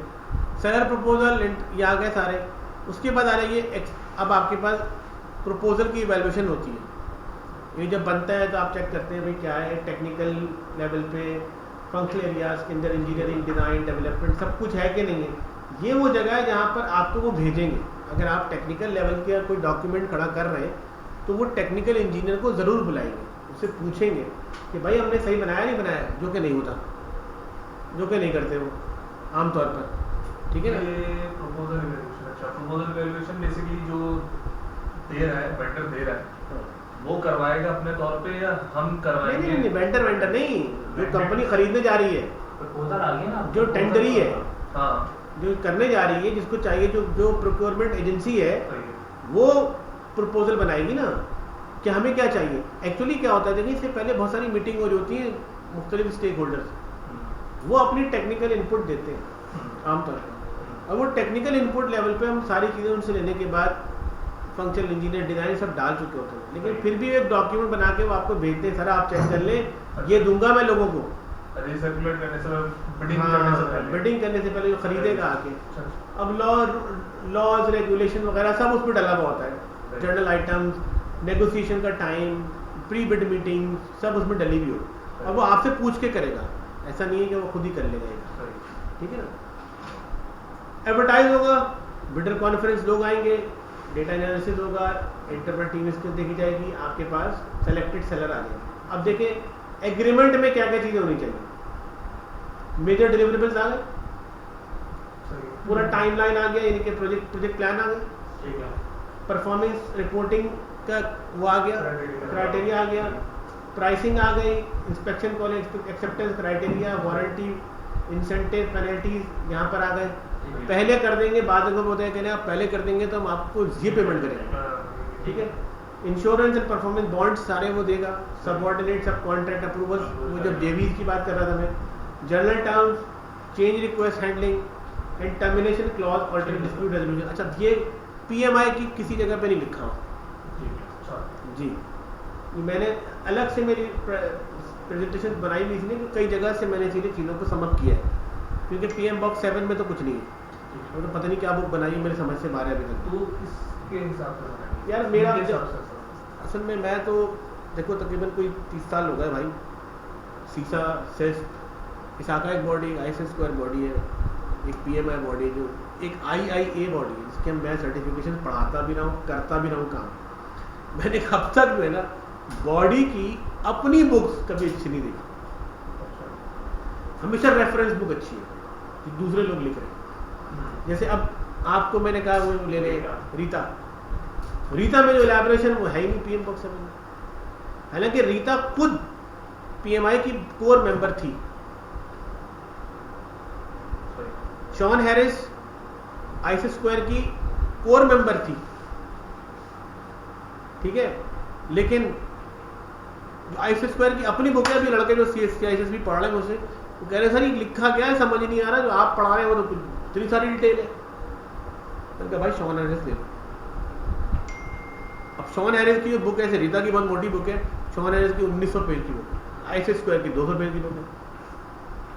तो आमतौर पर ये है रेफरेंस मटेरियल हमेशा से चलता आ रहा और चलेगा दुनिया इंटर भर। का कोई ये तो नहीं है कि वर्जन है?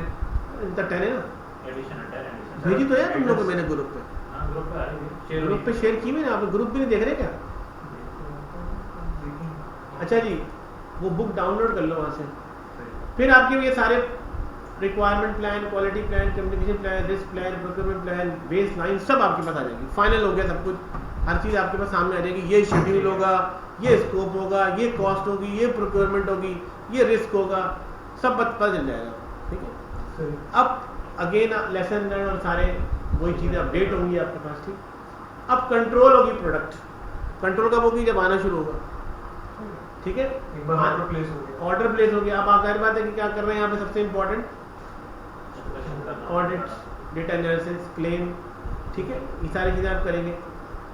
क्लोज होगी प्रोक्योरमेंट, ठीक है, वो डिलीवरी चलान देगा, अपना इनवॉइसेस देगा, वर्क परफॉर्मेंस इंफॉर्मेशन, ये डिलीवरी चलान है। ठीक है, प्रोक्योरमेंट डॉक्यूमेंट अपडेट हो जाएगी। चेंज रिक्वेस्ट इन केस अगर है तो आएगी, वरना क्या यार वो फला इतनी प्रोडक्ट ठीक थी इतनी गलत है तो आप वापस करो। ठीक है, project management plan update, project document update, ये अब ये आपका काम यहाँ पे कंप्लीट ऑलमोस्ट हो गया जो कि आप कर रहे थे। सारी वही चीज़ें, बस क्या होगा, सिर्फ एक काम का काम हुआ, वो है क्या? Inspection and audits. ठीक है, अब मुख्तलिफ तरीक़ों से आप यहाँ पर एनालिसिस कर सकते हो। जो डेटा से लेके खेल रहे हैं, EBA से कर लो, परफॉर्मेंस से कर लो, ट्रेंड एनालिसिस कर लो, आप पे डिपेंड करेगा कि टाइमली काम हो रहा है कि नहीं। इस पूरे प्रोक्योरमेंट के प्रोसेस की कोई एक ब्लॉक डायग्राम है जो पूरे सिस्टम को समराइज कर दे? है, मैं खास कर इनबॉक्स 7 या उसमें रहता हूँ, ताकि पूरी एक पिक्चर ना सामने क्लियर हो जाए कि यार ये फ्लो है। ये है तो ये मैं आपको तो माशाल्लाह एक्सपर्ट है, तो आपको तो पूरा बना हुआ है ना, लेकिन हमारे लिए, हमें वैसे तो मुझे पता है ईच इंडिविजुअल ब्लॉक्स का पता है, लेकिन एक कनेक्टिविटी जो होती है, एक काम करना ना, ये मैं रिकॉर्डिंग मैंने की है ना, सही रिकॉर्डिंग तो मैंने की, मैंने डिस्कस भी किया कैसे कैसे आती है फाइल, कैसे जाती है, क्या क्या होगा।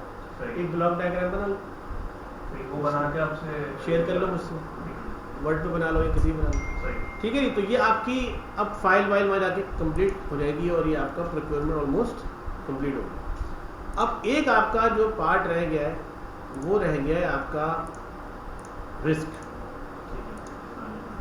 ठीक है ना, अच्छा वो अच्छा खासा बड़ा है। अब हम क्या करते हैं कि हम